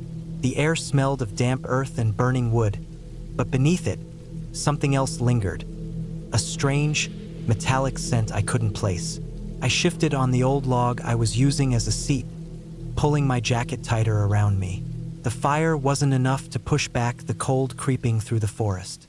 I had hiked in earlier that day, following an old, barely visible trail deep into the woods. It wasn't a designated camping spot, but I had always preferred solitude. No people, no noise, just me, the trees, and the night. It was supposed to be peaceful. But now, as I sat staring into the flames, an unease settled into my bones. It had started earlier, just as the sun dipped behind the treetops. At first, I thought it was just the usual sounds of the forest. Twigs snapping, leaves rustling. It could have been anything, but the noises didn't fade as the night deepened. Instead, they grew closer, circling my campsite. Something or someone was moving out there. I told myself it was just an animal, a deer maybe, or a raccoon scavenging for food. But the movements were too deliberate, too slow.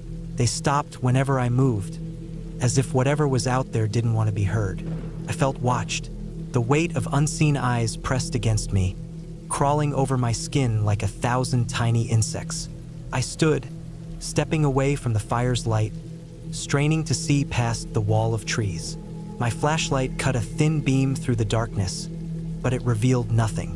Just trees, just the wind. Still, the feeling wouldn't leave. I forced myself to sit back down, to focus on the fire. It was fine. I was letting my imagination get to me. It happens sometimes, being alone out here. The mind plays tricks. But then the sound came again, closer this time. A soft crunch of leaves, like a footstep trying too hard to be quiet. I held my breath. The fire hissed as a gust of wind swept through the clearing, but I barely noticed. My ears strained for another sound, for anything that would tell me what was out there. The silence stretched, thick and unnatural. Then, just when I thought I had imagined it all, snap, something heavy moved in the trees, too heavy for a deer, too careful for a bear, a deliberate, measured step. I grabbed the hatchet I had brought with me and stood, scanning the tree line with my flashlight. The beam trembled slightly in my grip, my pulse loud in my ears. "Hello," I called out, regretting it the second the word left my mouth. Silence. The hair on the back of my neck stood on end. My gut twisted. Something was wrong. I wasn't alone. I took a step back toward my tent, eyes still locked on the dark woods. My breathing was slow, measured. I needed to stay calm. If it was a person out there, maybe they were just lost. Maybe they were a hunter or another camper who had wandered too far from their sight. But deep down, I knew that wasn't it. Then the smell hit me, faint at first but growing stronger. A coppery, rancid stench, thick and cloying. It was the smell of blood. I gagged, pulling my shirt up over my nose, but it barely helped. The scent was everywhere now, wrapping around me like invisible hands. I turned in a slow circle, the flashlight trembling. The firelight flickered, casting strange shadows across the clearing. The smell was so strong, it felt like it was coming from inside my own lungs. And then I saw it. Just beyond the firelight, something hung from a low tree branch. A gutted deer, its belly split open, intestines dangling, blood pooling on the ground beneath it.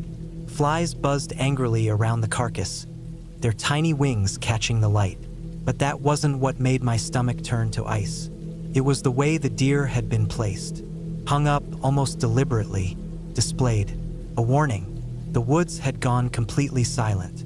No wind, no insects, just the crackling of the fire and my own ragged breathing. I had to leave.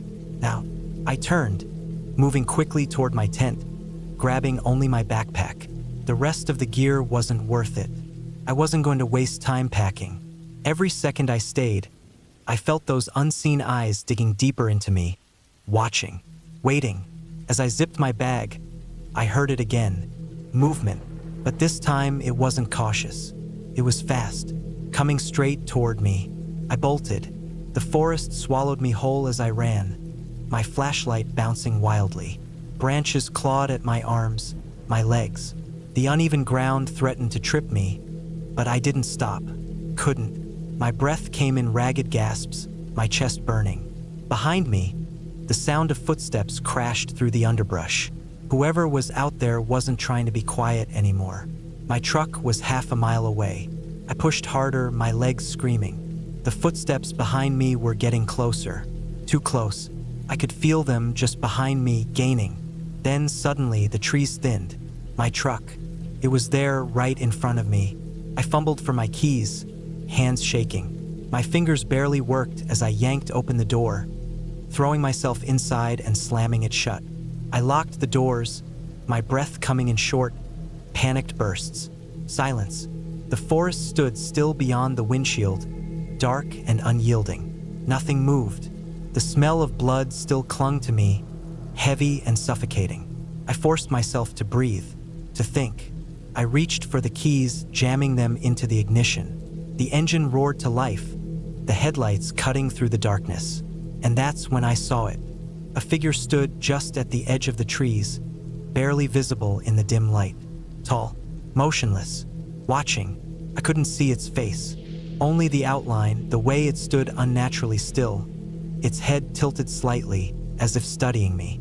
Then, as if it had never been there, it melted back into the trees. I slammed my foot on the gas, tearing down the dirt road, the tires kicking up gravel. I didn't stop. Not until I hit the main road. Not until the forest was nothing but a dark smear in my rearview mirror. I never went back to that place. I never told anyone what happened. But sometimes, late at night, I still feel it. That feeling of being watched. Like something followed me out of those woods. Like something is still waiting.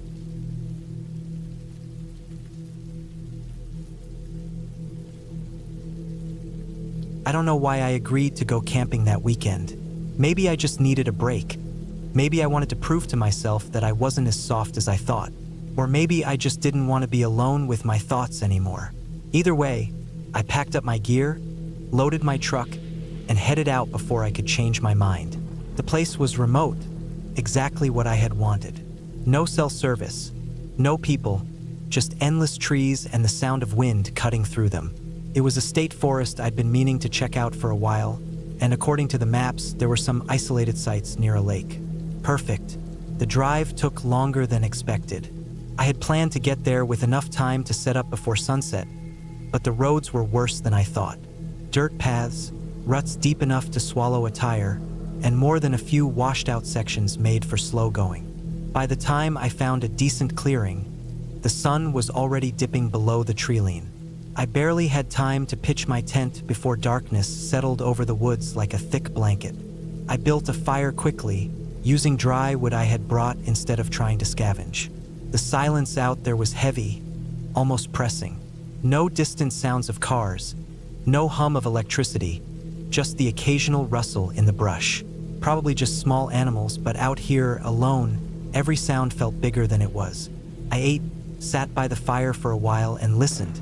The lake was just beyond the trees, maybe 100 yards away.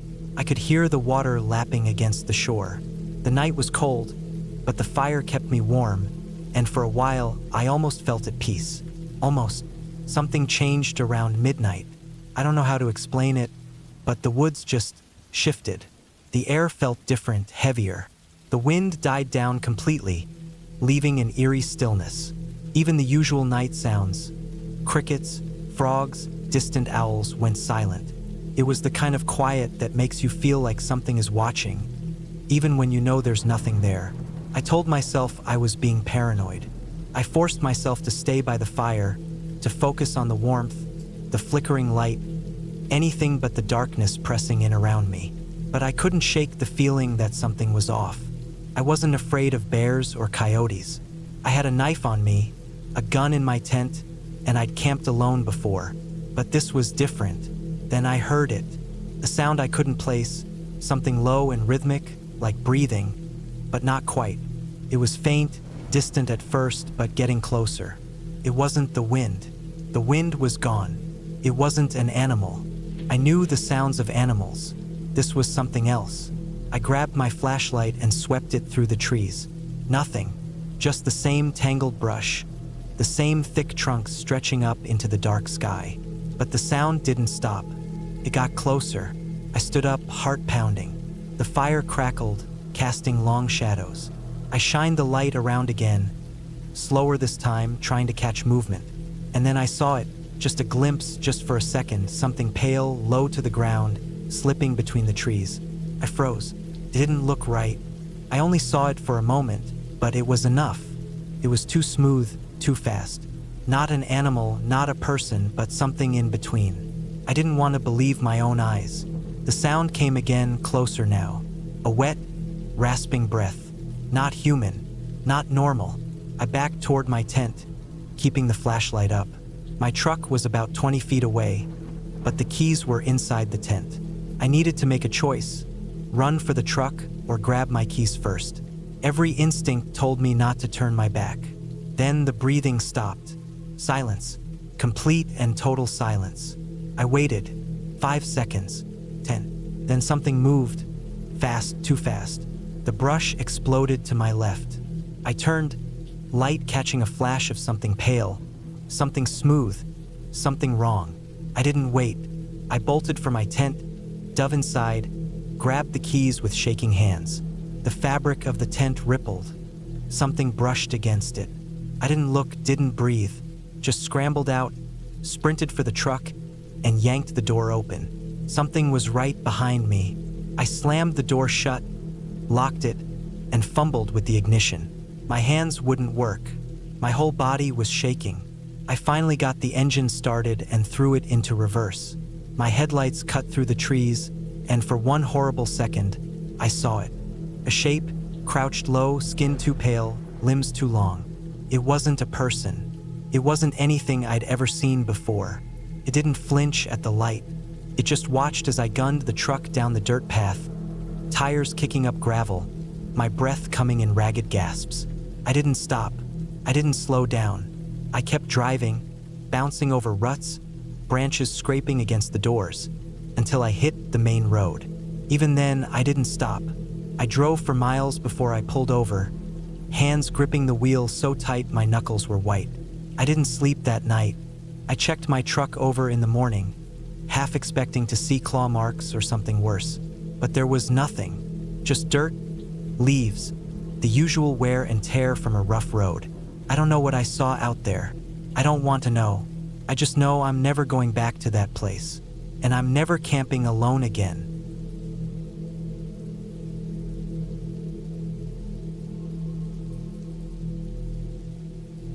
I never thought much about fear until that weekend. Real fear, the kind that makes your whole body tense up, the kind that makes your hands shake when you try to do something as simple as tie a knot or light a fire.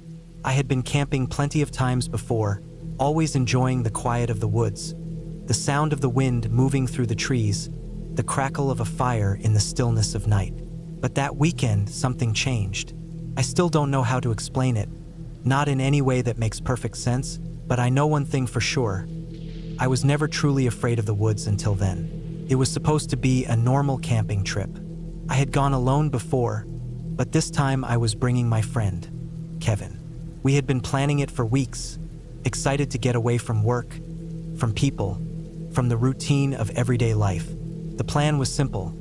Drive out to a spot I had been to before, about 20 miles from the nearest town, hike a few miles into the forest, set up camp, and spend the weekend fishing and exploring. We arrived late in the afternoon. The drive had been easy, the roads mostly empty, the sky a deep blue with streaks of orange and pink as the sun started to lower. The parking area was nothing more than a dirt patch off the side of a quiet road, with an old wooden sign marking the trailhead. There were no other cars around, and we took that as a good sign. We wanted peace and quiet, and it looked like we were going to get it. We hiked in for about 3 hours, following the winding trail deeper into the woods. The trees grew thicker the farther we went, the light dimming beneath the canopy. We had to step over fallen logs, push past thick undergrowth, and at one point we even had to cross a shallow stream by balancing on a fallen tree. It was tiring, but we were both in good shape, and the excitement of the trip kept us moving. By the time we reached the spot I had in mind, the sun was nearly gone, the last bit of light fading behind the treetops. The clearing was perfect, flat ground, plenty of space for a fire, and a good distance from the trail, making it feel even more secluded. We set up camp quickly, pitching the tent, gathering wood, and getting the fire started. The warmth of the flames felt good against the cool evening air, and after a long hike, the simple meal of canned chili and beef jerky tasted better than anything we had eaten in weeks. The first night was uneventful. The fire crackled.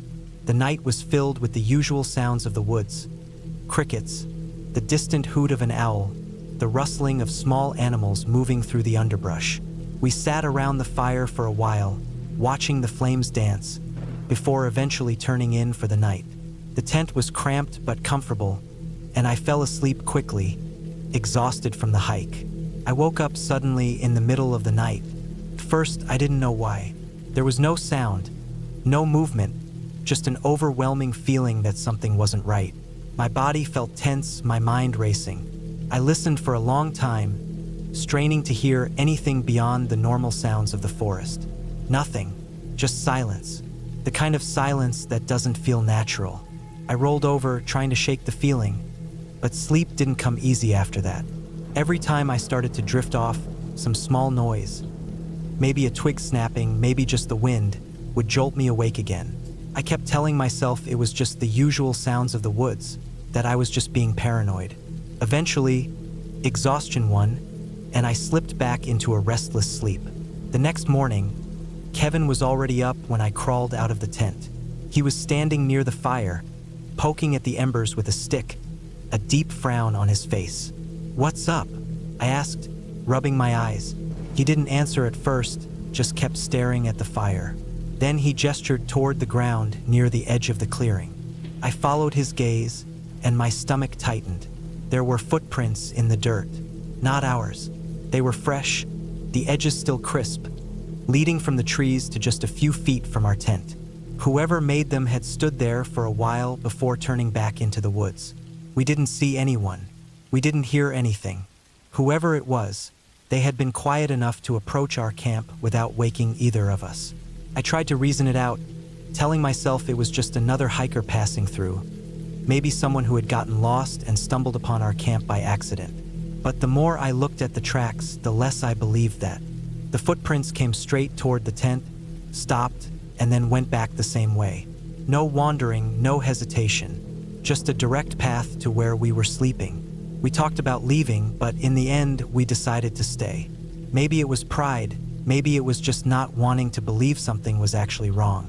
We went about our day as planned, fishing at the nearby stream, hiking to a ridge that gave us a beautiful view of the valley below. But the whole time, that feeling of unease never went away. That night, we made sure the fire burned brighter, stayed up later, and kept a knife close at hand. But eventually, exhaustion won again, and we retreated to the tent. Sleep didn't come easy. Every little sound outside made my heart pound. Every gust of wind against the tent fabric made my muscles tense. But nothing happened until just before dawn. I woke up to the sound of movement outside the tent. Slow, deliberate steps, just beyond the fire's dying glow. Kevin was awake too. I could hear his breathing, fast and shallow. We didn't speak. We just listened. Then, a sound I'll never forget. The quiet, unmistakable sound of a zipper being pulled. Not ours. The realization hit me all at once, and my body moved before my brain even caught up. I lunged for my flashlight, flipping it on and shining it toward the tent door. Nothing. The zipper on our tent was untouched. But the cooler, the small pack we had left outside, both were open. Someone had been there, right outside our tent, inches away from where we slept. We didn't stay to find out who. As soon as the sun came up, we packed up and left. The whole hike back felt like we were being watched, but we never saw anyone. No signs of other campers, no other footprints on the trail. Just the lingering feeling that we had been too close to something, someone we never wanted to meet. I haven't been back to that spot since. I don't think I ever will.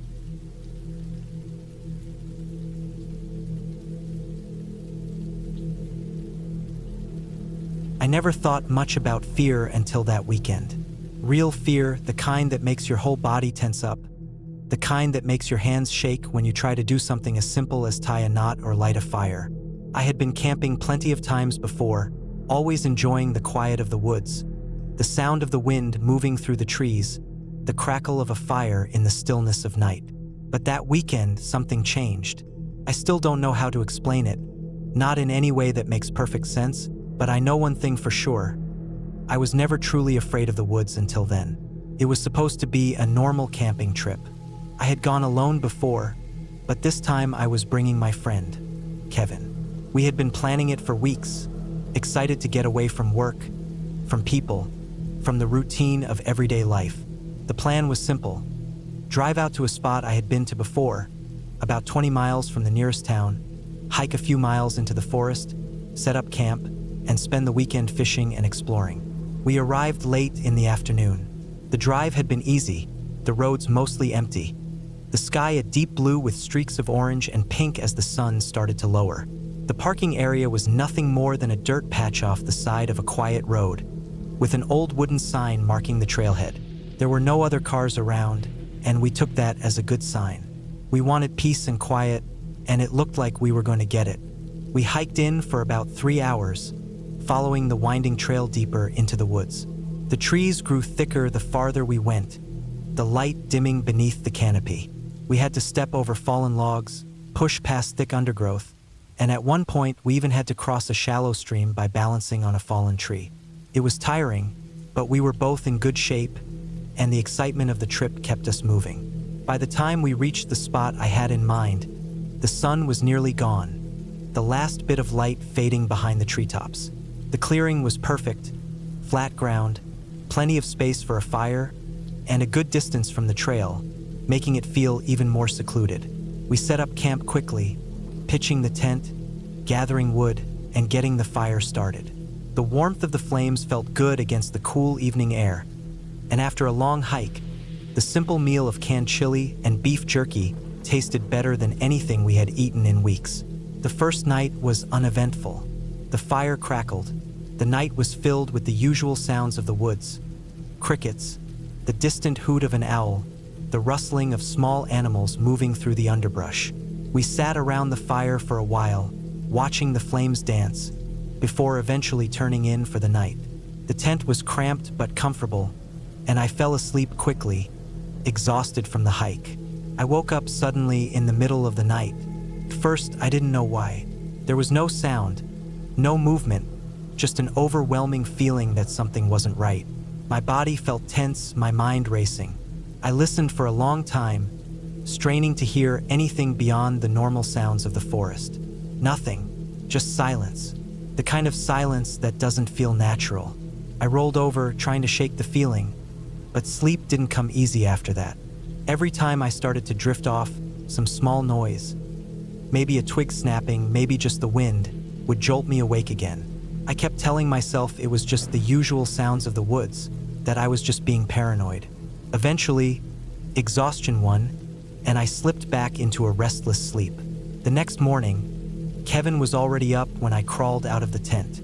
He was standing near the fire, poking at the embers with a stick, a deep frown on his face. "What's up?" I asked, rubbing my eyes. He didn't answer at first, just kept staring at the fire. Then he gestured toward the ground near the edge of the clearing. I followed his gaze, and my stomach tightened. There were footprints in the dirt, not ours.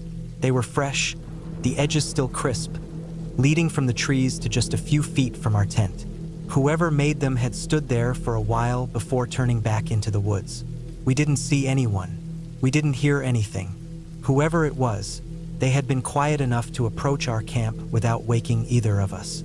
I tried to reason it out, telling myself it was just another hiker passing through, maybe someone who had gotten lost and stumbled upon our camp by accident. But the more I looked at the tracks, the less I believed that. The footprints came straight toward the tent, stopped, and then went back the same way. No wandering, no hesitation, just a direct path to where we were sleeping. We talked about leaving, but in the end, we decided to stay. Maybe it was pride, maybe it was just not wanting to believe something was actually wrong. We went about our day as planned, fishing at the nearby stream, hiking to a ridge that gave us a beautiful view of the valley below. But the whole time, that feeling of unease never went away. That night, we made sure the fire burned brighter, stayed up later, and kept a knife close at hand. But eventually, exhaustion won again, and we retreated to the tent. Sleep didn't come easy. Every little sound outside made my heart pound. Every gust of wind against the tent fabric made my muscles tense. But nothing happened until just before dawn. I woke up to the sound of movement outside the tent. Slow, deliberate steps, just beyond the fire's dying glow. Kevin was awake too. I could hear his breathing, fast and shallow. We didn't speak. We just listened. Then, a sound I'll never forget. The quiet, unmistakable sound of a zipper being pulled. Not ours. The realization hit me all at once, and my body moved before my brain even caught up.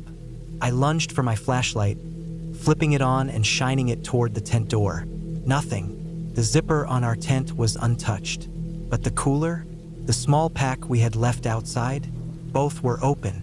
Someone had been there, right outside our tent, inches away from where we slept. We didn't stay to find out who. As soon as the sun came up, we packed up and left. The whole hike back felt like we were being watched, but we never saw anyone. No signs of other campers, no other footprints on the trail. Just the lingering feeling that we had been too close to something. Someone we never wanted to meet. I haven't been back to that spot since. I don't think I ever will.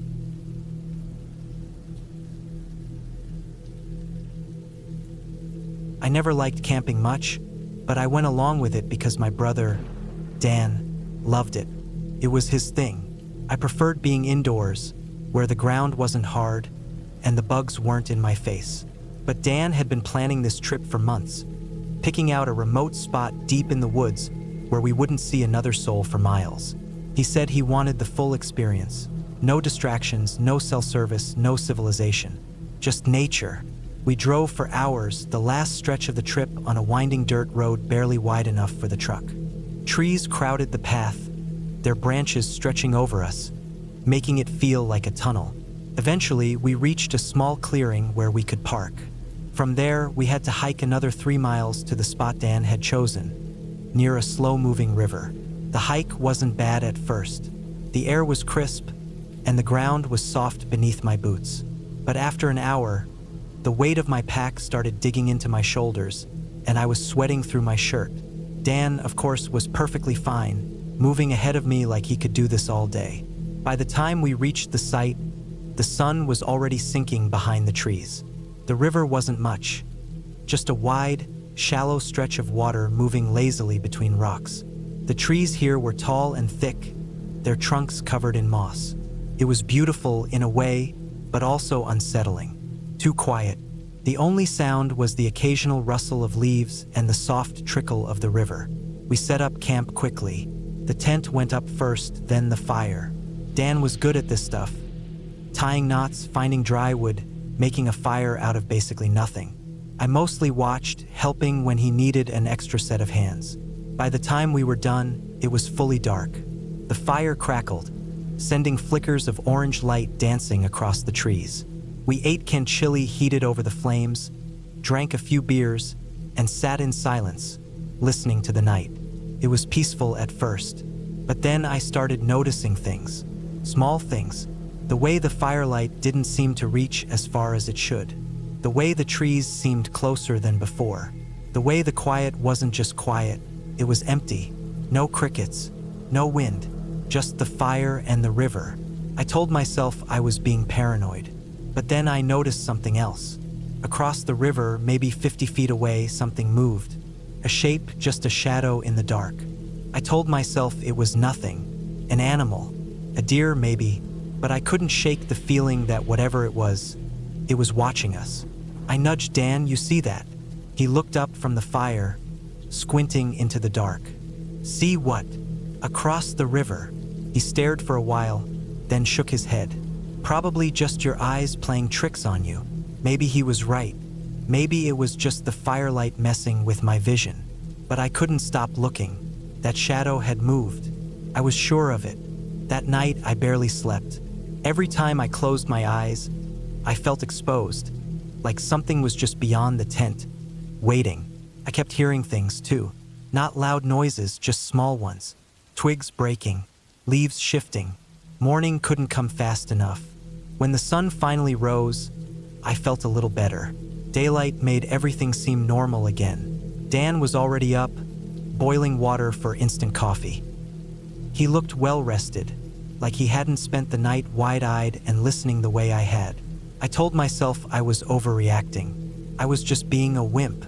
It was nature makes noises. But the feeling didn't go away. We spent the day fishing, hiking, doing the things Dan loved. I tried to enjoy it, but the whole time I felt off. The woods felt different. Every now and then, I'd catch movement in the trees, not big movements, just glimpses. A flash of something dark, a figure. I told myself it was my imagination, but my gut told me otherwise. That night, the feeling got worse. The fire felt smaller. The dark felt heavier. I heard it before I saw it. A splash in the river. Not a small splash, something big. I sat up, my heart pounding. Dan was asleep beside me, completely unaware. I held my breath, listening. Another splash, Closer. Then, something stepped onto the shore. I could barely see in the dim light of the dying fire, but there was a shape. It was tall, human-shaped, but wrong. The way it moved, slow, deliberate, like it knew I was watching. I wanted to wake Dan, but I couldn't move. I just sat there, frozen as it took another step. Then it stopped, just stood there, watching. I don't know how long it lasted. Maybe seconds, maybe minutes. But eventually, the fire crackled, flaring up slightly, and in that brief light, the figure was gone. I barely slept again. The next morning, I was ready to leave. Dan thought I was being ridiculous, but I didn't care. I wasn't spending another night out here. We packed up, hiked back to the truck, and drove home in silence. Dan laughed it off later, said I let my imagination get the best of me. But I know what I saw, and more than that, I know what I felt. Something was out there, something that didn't want us there. And if we had stayed one more night, I don't think we would have made it out.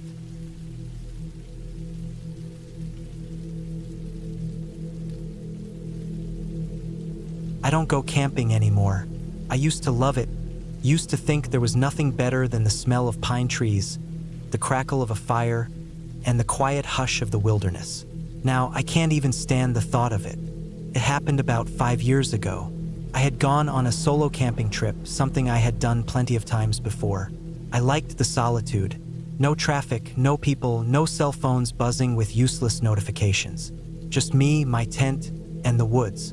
I had picked a remote area in the mountains, about a 3-hour drive from home. It was a spot I had camped at once before, years back, and I remembered it being peaceful, untouched. The dirt road leading in was rough, more suited for an ATV than my old truck, but I took it slow. The deeper I went, the more the trees swallowed the road behind me. By the time I reached my campsite, it felt like I was the only person left in the world. I spent the first evening doing what I always did, setting up camp, gathering firewood, cooking a simple meal over the flames. The night was quiet, just the occasional rustle of leaves in the wind. I slept easily, the sounds of the forest familiar and comforting. The next day, I went on a hike. I didn't have a set destination, just wandered through the trees, following old game trails and occasionally checking my compass to make sure I wasn't straying too far. I found a small creek around midday and sat for a while, listening to the water and enjoying the sun filtering through the trees. That's when I noticed it. A smell. Faint at first, but definitely there. Something rotting. I tried to ignore it, but it grew stronger the longer I sat. Eventually, I stood up and walked a little farther upstream, trying to locate the source. And then I saw it. At first, I thought it was an animal. A deer, maybe, or a bear. But as I got closer, I realized it wasn't an animal at all. It was a tent, torn to shreds, barely recognizable. Pieces of fabric hung from tree branches, fluttering slightly in the breeze. The stench was unbearable now. I covered my nose with my shirt and stepped closer. Scattered around the campsite were belongings. Clothes, a backpack, a cooking pot half buried in the dirt. There was no sign of a person, just destruction, as if something had ripped through the place with violent force. I backed away, my stomach twisting. There was something about it that felt wrong.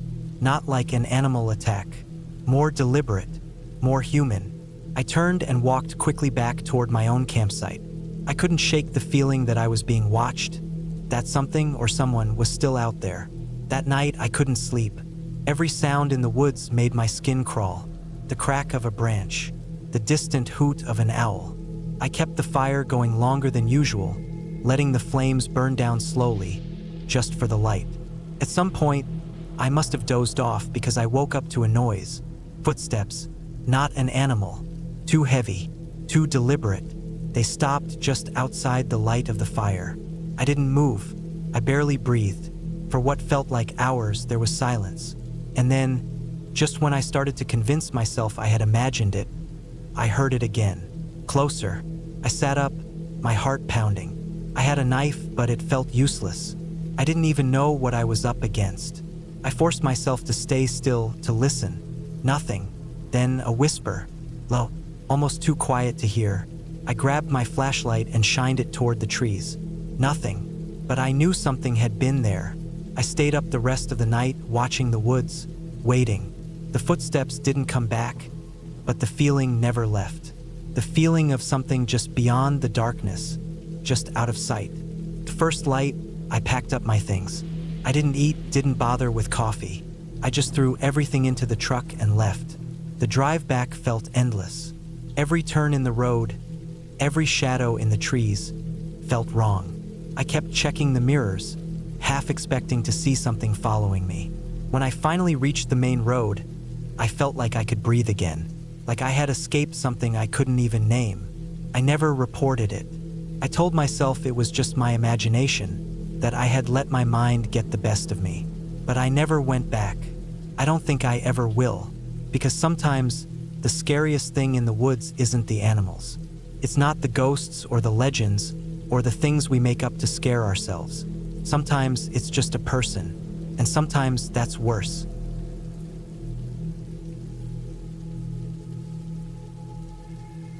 I had always loved camping. It was something I grew up doing, something that felt second nature to me. The smell of damp earth, the sound of wind shifting through the trees, the quiet peace that settled over everything when the sun dipped below the horizon. It was a feeling that couldn't be matched. So when I finally had a free weekend, I decided to take a solo trip to a remote campground deep in the woods. It wasn't too far from home, maybe a 3-hour drive, but it was isolated enough that I wouldn't have to worry about running into crowds.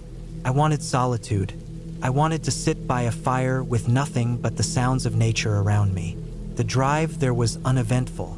Long stretches of empty road, an occasional deer standing on the shoulder, the last rays of sunlight casting long shadows through the trees. By the time I pulled into the small clearing that served as a designated campsite, the sky was beginning to darken, and I knew I needed to set up quickly.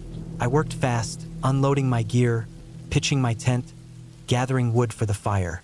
The woods around me were still, the silence only broken by the occasional rustle of leaves or a distant bird call. I liked that kind of quiet. By the time I had a fire going, night had fully settled in. I cooked a quick meal over the flames, ate in silence, and leaned back against a fallen log, staring up at the stars. It was peaceful, exactly what I had wanted. But then, as I sat there, I started to notice something odd. The usual sounds of the woods, crickets, frogs, the soft hoots of an owl had stopped. The air felt heavier, the silence pressing in around me in a way that wasn't natural. I tried to shake the feeling off. Maybe it was just my mind playing tricks on me, the way the dark can sometimes make things feel different than they really are. I forced myself to focus on the fire, on the warmth against my skin, the steady crackling of the wood. I even laughed at myself a little. I had camped alone plenty of times before. I wasn't some kid scared of the dark. But then I heard it, a soft rustling in the trees, not far from my campsite. It wasn't the wind. The air was completely still. It wasn't an animal moving through the brush either. I knew the difference. This was slow, deliberate. I sat up, my heart picking up speed.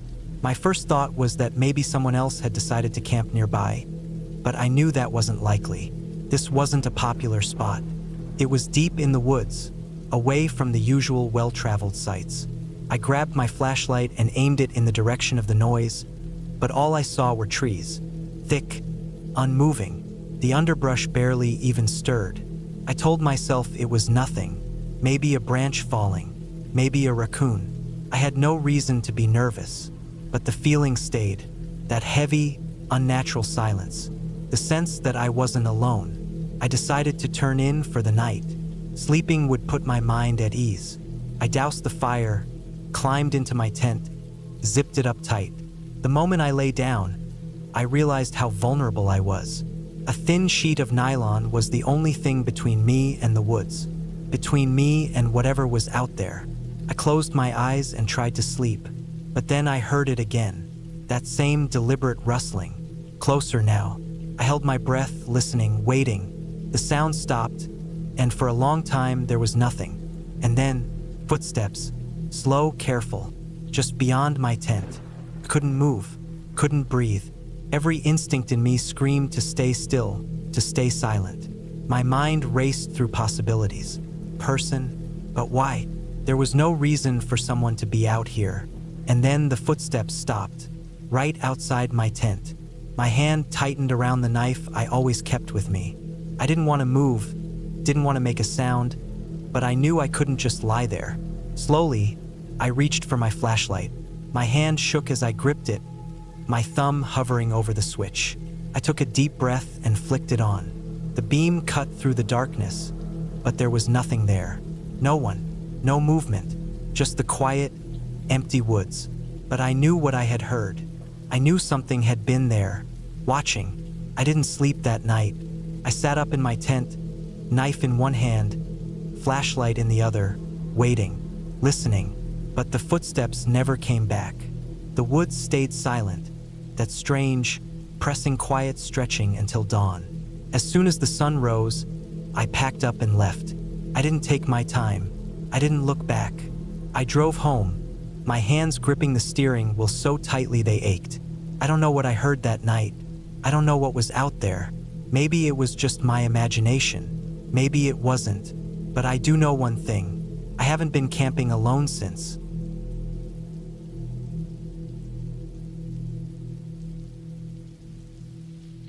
I don't know why I ever agreed to camp alone. Maybe it was stubbornness, proving to myself I could do it. Maybe I thought it would be peaceful. I just wanted some time away from the city, from people. I picked a spot deep in the woods, miles away from the nearest town. The kind of place where the only sounds are the wind in the trees and the distant calls of animals. I got there in the late afternoon, found a decent clearing and set up my tent. Nothing fancy.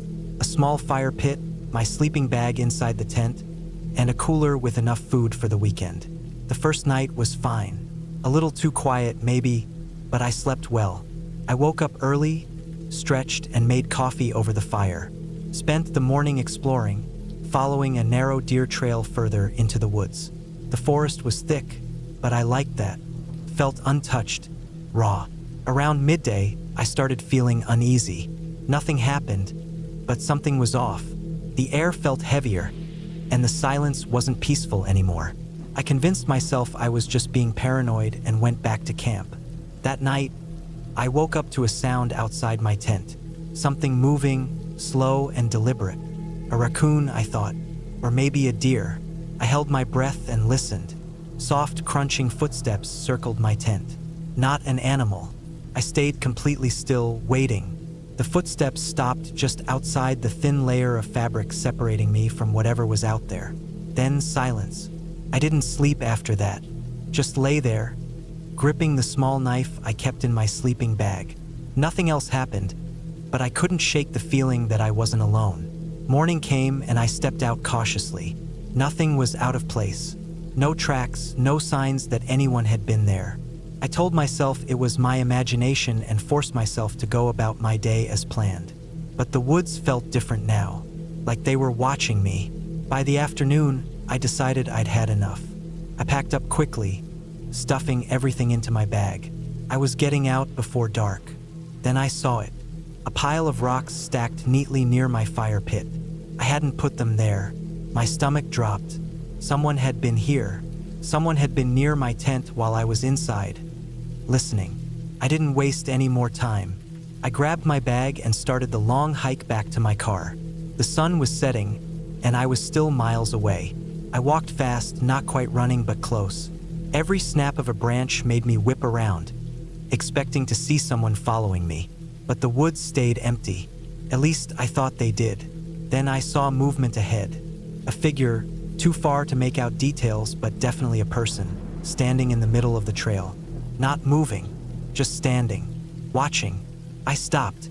My breath caught in my throat. They didn't move, didn't call out, just stood there. I turned off the trail, pushing through the trees. I didn't care where I was going as long as it was away. Branches scratched at my arms and face, but I kept moving. My heart pounded so hard I could barely hear anything else. I don't know how long I ran, but eventually, I stopped to catch my breath. The woods were silent again. No footsteps behind me. I kept going, slower this time, moving in the general direction of where I thought my car was. I felt exposed, vulnerable. The trees that had seemed so peaceful before now felt suffocating, hiding whoever was out there. Finally, I saw the road. My car was still there. Relief washed over me, but I didn't slow down. I reached my car, threw my bag inside, and locked the doors before starting the engine. I didn't look back as I sped away. I don't know who was out there or what they wanted. I don't want to know. I haven't gone camping alone since.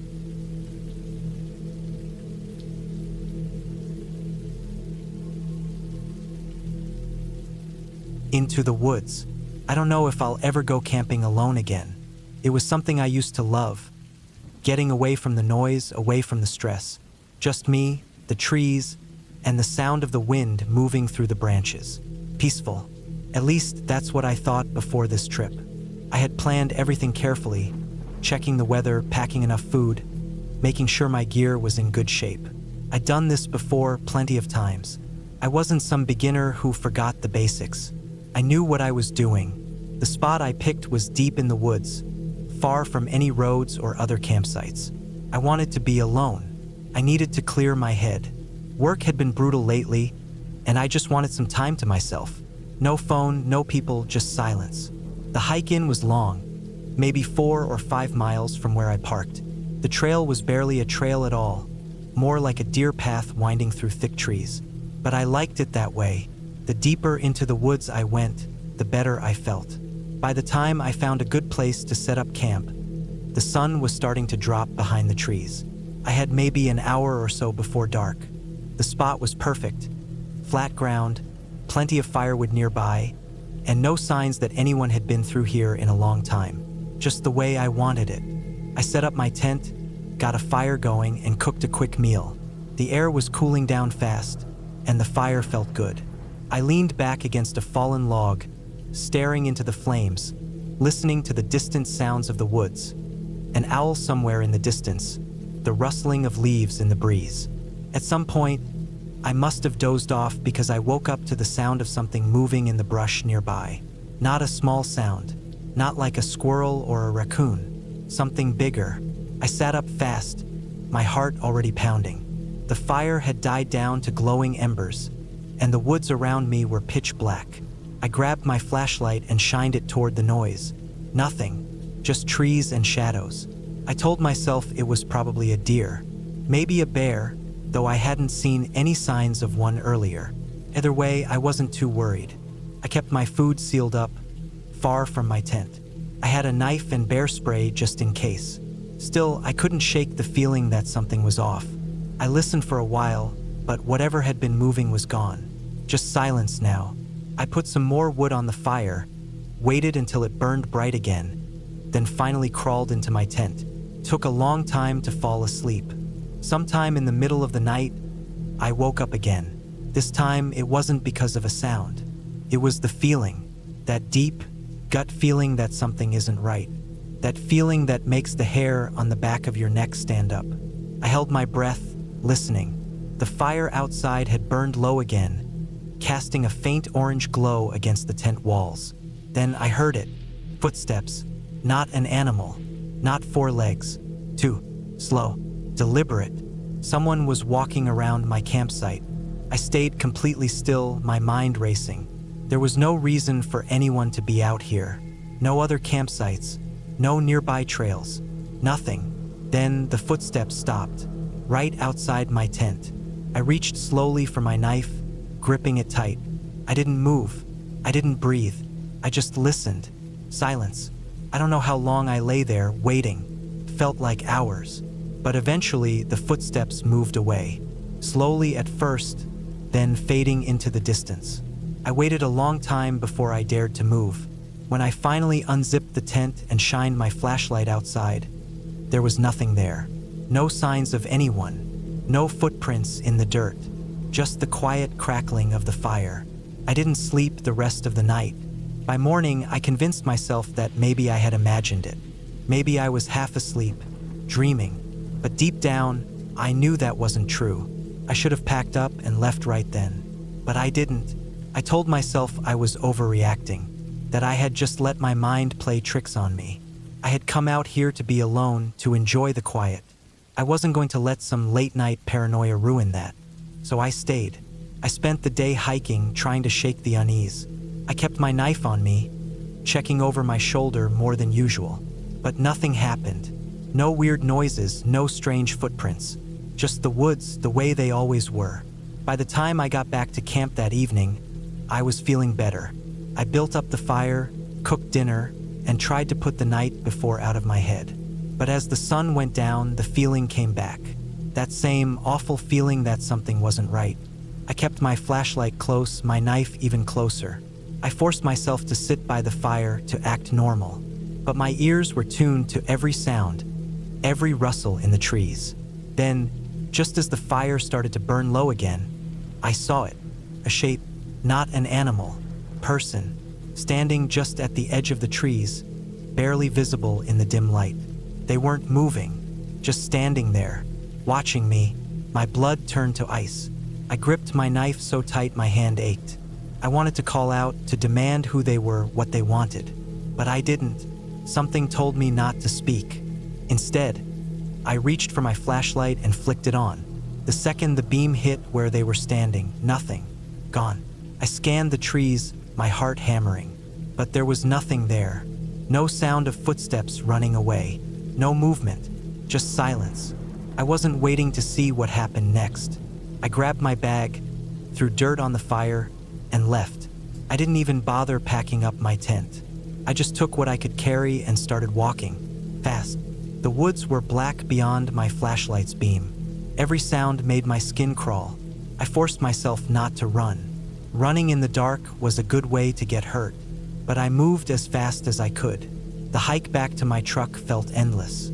Every few minutes, I stopped and listened. I never heard footsteps behind me, never saw anything when I turned around. But the feeling never left. Something was there, watching.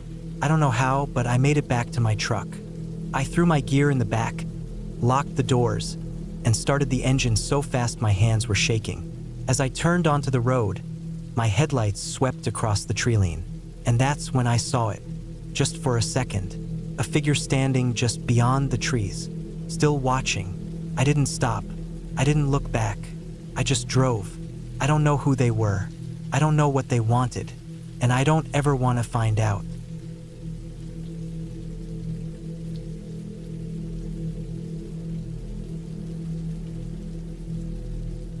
I don't know why I'm writing this. Maybe to make sense of it. Maybe just to get it out of my head. I've gone over every little thing in my mind, trying to figure out what I could have done differently. But it all comes back to the same thing. There was nothing I could have done. And that's the part that eats at me. It was late October, and I had a couple of days off work. I needed a break, just some time away from everything. I decided to go camping alone in a place I had been a few times before. Deep in the woods, far from the popular sites where families camp out. I liked the quiet, the isolation. There was something about being completely alone in nature that reset me, cleared my mind. I packed light but had everything I needed. Tent, sleeping bag, a small cooking stove, some food, a flashlight, a knife, and a gun. I wasn't paranoid, just cautious. You never know who or what you'll run into in the woods. I drove out early in the morning, parked my truck off the main road, and hiked in about 3 miles. The air was cool, crisp, and the trees had just started shedding their leaves.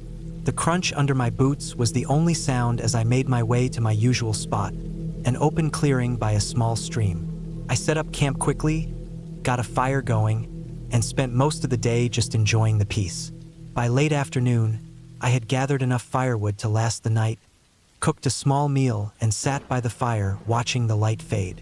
It was peaceful, exactly what I wanted. But as night settled in, I started to feel uneasy. It wasn't anything obvious. No strange noises, no movement in the trees. Just a feeling, like I wasn't alone. But when I looked around, nothing was there. The fire crackled, the wind rustled through the trees, and everything seemed normal. Still, that feeling stuck with me. I told myself it was just being alone in the woods. That happens sometimes. Your mind plays tricks on you, makes you imagine things. So, I shook it off, stoked the fire a bit, and eventually crawled into my tent. I left my gun within reach, just in case, and closed my eyes. I don't know how long I slept before I woke up. At first, I wasn't sure why. The fire outside had died down to embers, casting a faint glow through the thin fabric of my tent. It was dead silent. Not even the usual sounds of crickets or distant owls. Just nothing. And then I heard it. A single footstep. Not an animal. An actual footstep close by. My heart slammed against my chest. I held my breath, listening, straining to hear anything else. Another step. Closer this time. Slow, deliberate. I reached for my gun, gripping it tightly, every muscle in my body tensed. My mind raced. Who the hell would be out here? This wasn't some easy-to-find campsite. You had to know this place to get here. Was it a hunter? A lost hiker?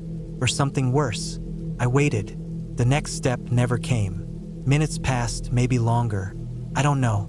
My ears rang from the silence, my breathing shallow and controlled. I slowly unzipped the tent just enough to peek out. The fire was nearly out, but in the faint glow, I saw nothing. No movement, no sign of anyone.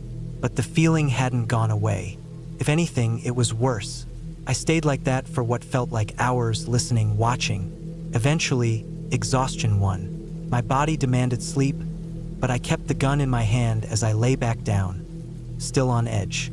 When I woke again, it was just before dawn. The air was colder, the sky barely starting to lighten. I sat up, still gripping my gun, and listened. Nothing. I unzipped the tent fully, stepping out into the freezing morning air. The fire was out, just a few smoldering coals left. The trees stood silent, unmoving. I walked around my campsite, scanning for footprints, signs of anything. And then I saw them. Footprints. Not mine. Fresh. Leading from the tree line to just outside my tent.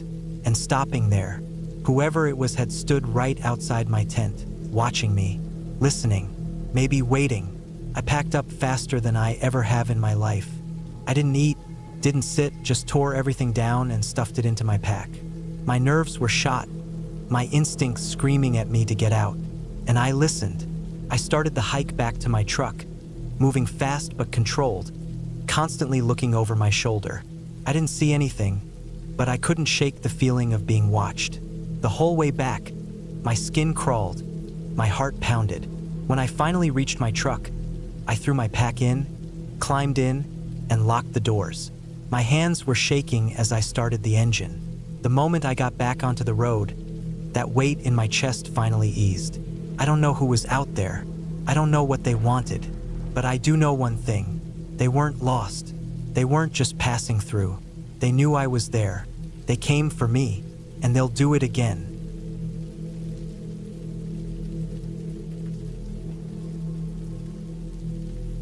I never used to be scared of the woods.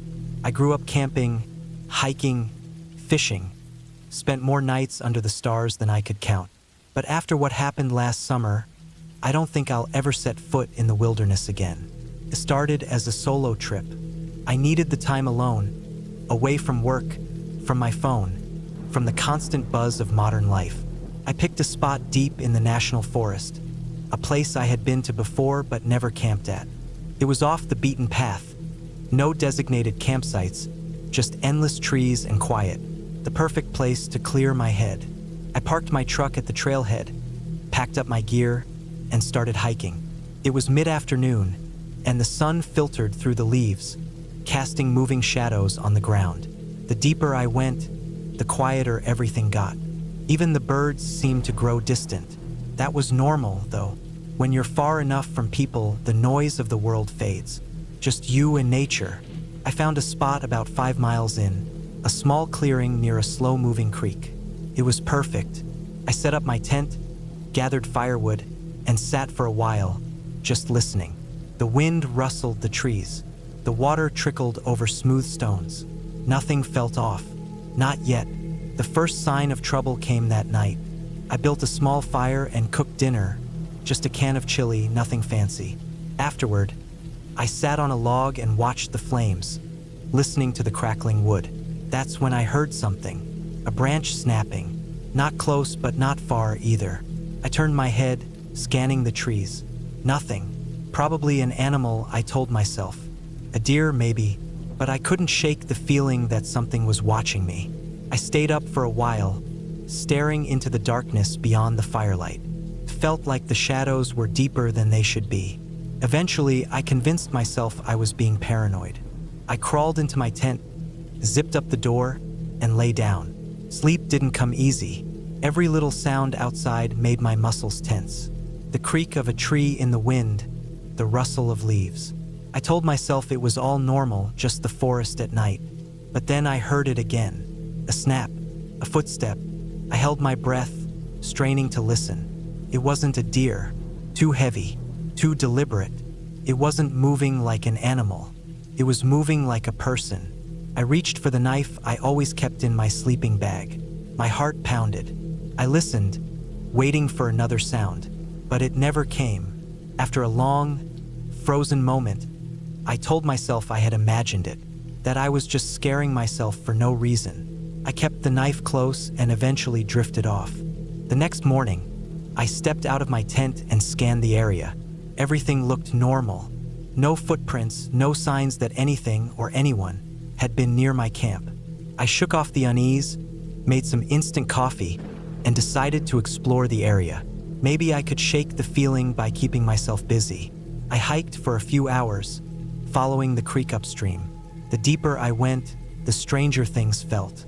The forest was too quiet. I had been in the woods enough to know that silence usually meant a predator was nearby. But this wasn't the same. Felt wrong, like something was waiting, watching. I turned back, moving faster than I meant to. I kept glancing over my shoulder, though I never saw anything. By the time I reached camp, the sun was already dipping low. The feeling of being watched hadn't left me. That night, I built the fire bigger. I wanted light, wanted warmth, but it didn't help. I couldn't shake the feeling that something was out there. I forced myself to eat, forced myself to sit still, but every part of me wanted to pack up and leave. Then, just as I was about to turn in, I saw it, a shape in the trees, a silhouette just at the edge of the firelight, too far to see clearly, but close enough that I knew it wasn't an animal. It was tall, motionless, my body locked up. I gripped my knife, my mind racing. I wanted to call out, but I couldn't make my voice work. The figure didn't move, didn't step forward or back, just stood there. I blinked, and it was gone. I don't remember going into my tent. I just remember shaking, clutching my knife in both hands. I barely slept, every sound outside making my breath hitch.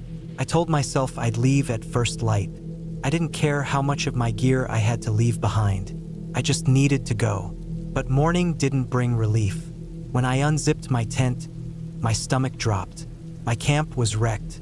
My gear was scattered, my pack torn open. My food was gone. The fire pit had been kicked apart. And in the dirt, just a few feet from my tent, were footprints. Bare, human, leading from the trees to where I had been sleeping, then back into the woods. I packed up in minutes, moving fast, heart slamming against my ribs. I didn't even bother eating. I just threw everything in my pack and started hiking back the way I had come. My knife never left my hand. The whole way back, I felt it, that presence. I knew I was being followed. I could hear it sometimes, just behind me, a branch creaking, a footstep on damp leaves. I didn't run. I wanted to, but I knew if I did, I'd panic, get lost. I just kept walking, kept gripping my knife. By the time I saw my truck, I was shaking. I threw my pack in the bed, jumped in, and locked the doors. My hands fumbled with the keys. The engine roared to life. I didn't look back. I just drove. I didn't stop until I was hours away, back in town. Even then, I couldn't shake the feeling that something had followed me. That night, I locked every door, every window. I kept my lights on, kept my knife within reach. I still don't know who or what was out there, but I know this, it wasn't an animal, and it wasn't some lost hiker.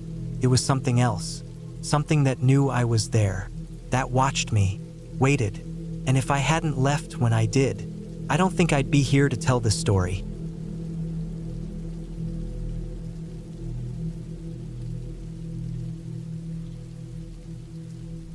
I don't know why I agreed to go camping that weekend. Maybe it was because I needed a break, or maybe I was just tired of saying no. My friend had been bugging me about it for weeks, and I finally gave in. He picked a spot way out in the national forest, one of those places that wasn't a designated campground, just a clearing off some back road where people sometimes pitched a tent. The kind of place you wouldn't find unless you knew exactly where to look. It was late September, and the air had that crisp, dry feeling that meant fall was settling in. We packed everything up in his truck: tent, food, gear, everything we'd need for a couple of nights. The drive was long, mostly paved roads at first, then gravel, then just dirt. By the time we pulled up to the clearing, the sun was already dipping low behind the trees. The spot was beautiful in a lonely sort of way. Tall pines surrounded the clearing, their tops swaying gently in the evening breeze. There was a fire ring made of old stones, blackened from use. No signs of other campers, though. Just the two of us and the quiet hum of the forest. We got the tent up quickly, gathered wood for a fire, and settled in. Dinner was easy, just some burgers cooked over the flames. We didn't talk much, just enjoyed the quiet. I remember how dark it got. Away from the city, the stars were sharp and bright, but the forest swallowed up everything beyond the fire's glow. It felt endless, like you could walk a few feet and be completely lost. I think I started feeling uneasy that first night, but I couldn't explain why. Something about the silence. I grew up camping, and I knew what the woods were supposed to sound like. Rustling leaves, the occasional hoot of an owl, maybe the distant snap of a branch from a deer passing through. But that night, it was just still, too still. It was like the forest was holding its breath. I chalked it up to my imagination. Maybe the place was just more remote than I was used to. I pushed it out of my mind and went to sleep. Sometime in the middle of the night, I woke up. I don't know what pulled me out of sleep, but I was instantly alert. The fire had burned down to embers, casting everything in a soft red glow. My friend was snoring lightly. I lay there listening. Then I heard it, a soft crunch, like a footstep. It was close, just outside the tent. My breath caught in my throat. I didn't move, just listened. Another crunch, slow, deliberate, like someone was walking barefoot over the pine needles, careful not to make too much noise. My mind raced. A bear? A coyote? But bears don't move like that, and coyotes don't come that close to a fire. I stayed frozen, my ears straining for any sound. And then, just as suddenly as it started, it stopped. The silence settled again, thick and heavy. I didn't hear anything else for the rest of the night, but I didn't sleep much either. In the morning, I told myself it had been an animal. Maybe I had dreamed it. But when I stepped outside, my stomach dropped. There were footprints in the dirt around the tent. Not paw prints, footprints, bare human ones. They circled the tent once, then led off into the trees. I stared at them, my skin crawling. My friend came out of the tent, rubbing his eyes. I pointed at the prints and he just frowned, said it was probably nothing, some hiker passing through. He didn't seem worried, but I couldn't shake the feeling that something was wrong. The second night, I barely slept. We kept the fire going longer, but eventually we had to let it die down. My friend drifted off easily, but I lay awake, listening. Every snap of a twig, every rustle in the trees made my pulse quicken. Hours passed. Nothing happened. Then, just before dawn, I heard it again. Footsteps, closer this time, right up against the tent. I held my breath, every muscle in my body tensed. I could hear breathing, slow, deep. It wasn't my friend. It was coming from outside. I wanted to scream, but my throat was locked up. I don't know how long it lasted, maybe seconds, maybe minutes. Then, just like before, the sound faded. The steps retreated into the woods, swallowed by the darkness. The second the sun came up, I was out of the tent. More footprints, more than before. They circled the campsite, leading up to the fire pit, stopping just inches from where we had been sleeping. My friend saw them too this time. He went pale. We packed up in record time, throwing everything into the truck without speaking. The drive back was quiet. We didn't talk about it. There wasn't anything to say. Whatever was out there, it had been watching us, walking around us, standing inches away while we slept. I haven't been camping since.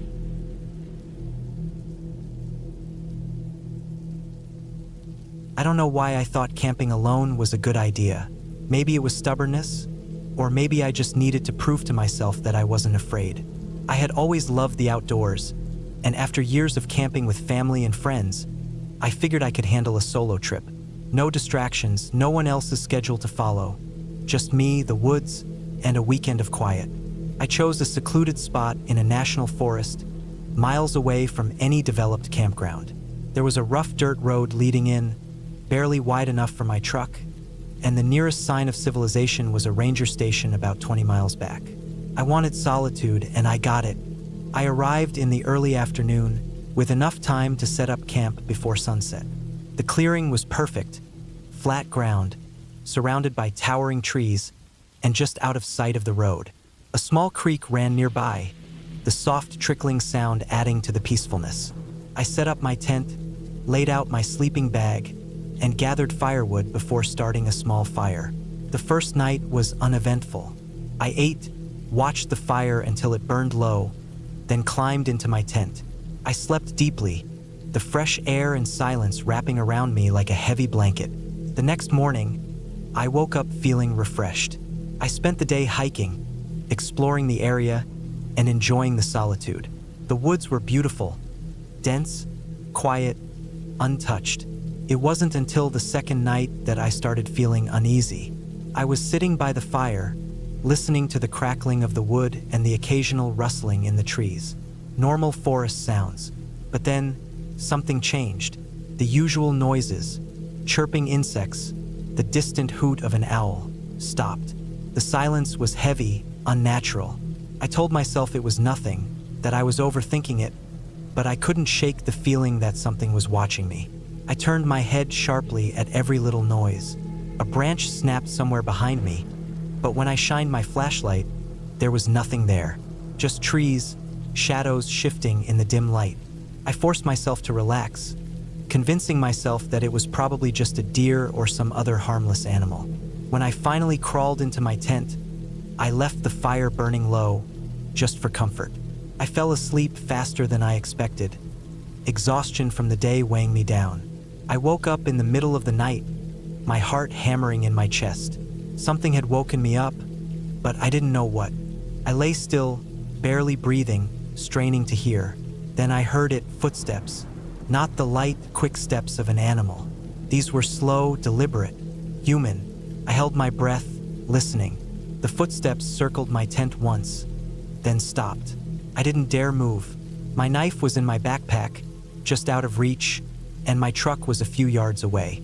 If I made a run for it, I'd have to unzip the tent, sprint to the truck, get inside, and start it before whoever was out there could reach me. I waited. Minutes passed. Nothing. Finally, I convinced myself that I must have imagined it. My mind playing tricks on me. But then, just as I started to relax, something brushed against the side of my tent. Not an animal. A hand. I shot up, scrambling for my flashlight. I unzipped the tent just enough to peek out, shining the light around in a frantic sweep. Nothing. No movement, no sign that anyone had been there. But the feeling hadn't left. I knew I wasn't alone. I stayed awake for the rest of the night, gripping my knife and jumping at every sound. As soon as the sky started to lighten, I packed up my camp in record time. I didn't even eat breakfast. I just wanted to get out of there. I threw my gear into the back of my truck, slammed the door shut, and got behind the wheel. My hands were shaking as I turned the key. The engine roared to life, and I wasted no time backing out of the clearing and onto the dirt road. As I drove away, I kept glancing in my mirrors, half expecting to see someone standing at the edge of the trees, watching me leave. But there was nothing, just empty woods. I didn't stop driving until I reached the main road. Only then did I let out a breath I hadn't realized I was holding. I don't know who or what was out there that night. Maybe it was just my imagination. Maybe it was some drifter wandering through the forest. Or maybe it was someone who had been waiting, watching, looking for an opportunity. I'll never know. But I do know one thing. I'll never go camping alone again.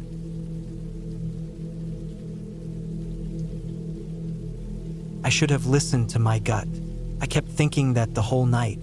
I don't know if it was instinct, paranoia, or just the way the wind moved through the trees, but something told me not to stay there.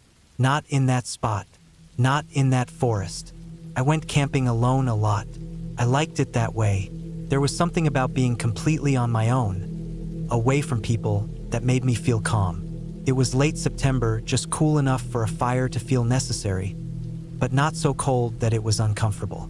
I had picked a spot deep in a national forest, about an hour's drive from the nearest town. I had done my research. This wasn't a well-traveled trail, which was exactly what I wanted. I parked my truck off an old fire road, packed up my gear, and hiked in about 4 miles until I found a clearing. It was a perfect site. Flat ground, soft pine needles, and just enough space between the trees to make it feel open but not exposed. I set up my tent, gathered some wood, and got a fire going before it got too dark. There were no strange noises, no eerie feelings, nothing that should have put me on edge, but I still felt it. A weight in my chest, a buzzing in my skull. Something wasn't right. I ate my dinner, stared at the fire, and told myself I was being stupid. That's what I do. I get in my own head. A noise in the distance becomes a threat. The silence becomes unnatural. The woods, which I love during the day, turn into something else entirely at night. But I had done this before. I wasn't new to solo camping. I forced myself to relax. Then I noticed something. The woods had gone completely silent. If you've spent time in the woods, you know what normal sounds like. Even at night, there's something. A distant owl, the rustling of leaves, the occasional snap of a twig. But there was nothing. It wasn't just quiet. It was the kind of silence that feels forced, like everything had agreed to stop moving, to stop making noise. My stomach dropped. I listened hard, waiting for some kind of explanation. Predator? A large animal nearby? Maybe. But I hadn't seen any signs of large wildlife. No tracks, no scat, nothing. Then I heard it. Footsteps. Not an animal. An animal moves in a pattern, 4 legs, light steps, weight shifting naturally. These were heavy, deliberate, human. I turned off my headlamp immediately. The fire was still burning low, but it wasn't bright enough to make me visible. My tent was about 15 feet away, and I was sitting in a small camping chair. I stayed perfectly still. The footsteps were coming from the trees, maybe 30 yards away. Slow, careful. I had my knife strapped to my belt. My bear spray was in the tent. My gun, locked in my truck, for miles away. I cursed myself for that. The footsteps stopped. I held my breath. I stared into the trees, trying to see anything, any movement, any shape, but the darkness was too thick. Then they started again. Closer. A branch snapped, loud. Too loud to be an accident. Whoever was out there wanted me to know they were there. I felt ice in my veins. I wanted to run, but I had nowhere to go. I could get to my tent, but what then? Hide? Hope? No, that wasn't an option. I slowly reached for my knife, keeping my movements quiet, steady. I gripped it tight, my hands sweating. My mind was racing. Was it a hiker? A hunter? Someone lost? But why weren't they saying anything? Why weren't they using a light? The footsteps stopped again, maybe 20 feet away now. Then I heard breathing. Heavy, slow, too controlled. I felt my entire body go cold. I don't know how long I sat there. It felt like hours, but it was probably only minutes. I didn't move. I didn't blink. I barely breathed. I kept my eyes locked on the spot where I thought they were standing. The fire cracked, sending a small burst of light through the clearing. And I saw it, just for a second. A shape, a figure standing between the trees. Tall, still, watching me. I gripped my knife tighter, my fingers aching. I thought about calling out, asking who it was, but something told me not to. I knew, deep down, that this wasn't someone who wanted to be known. Then, as suddenly as they had come, the footsteps started again. But they were moving away, slowly, deliberately, until they disappeared into the trees. I didn't move. I sat there until the fire burned low, my whole body tense. I forced myself to stay awake, to listen, but I didn't hear anything else. Eventually, as the first light of dawn touched the treetops, I packed my gear in silence. I left the fire pit as it was. I didn't eat. I didn't drink water. I just packed and started walking. I don't think I've ever moved so fast in my life. My back ached from how tense I was. My legs burned, but I didn't stop. I didn't look back. When I reached my truck, I threw my gear in the back, locked the doors, and sat there, gripping the steering wheel. My heart was pounding so hard I could feel it in my throat. I don't know who was out there that night. I don't know what they wanted, but I know one thing: I was not alone, and I never will be again.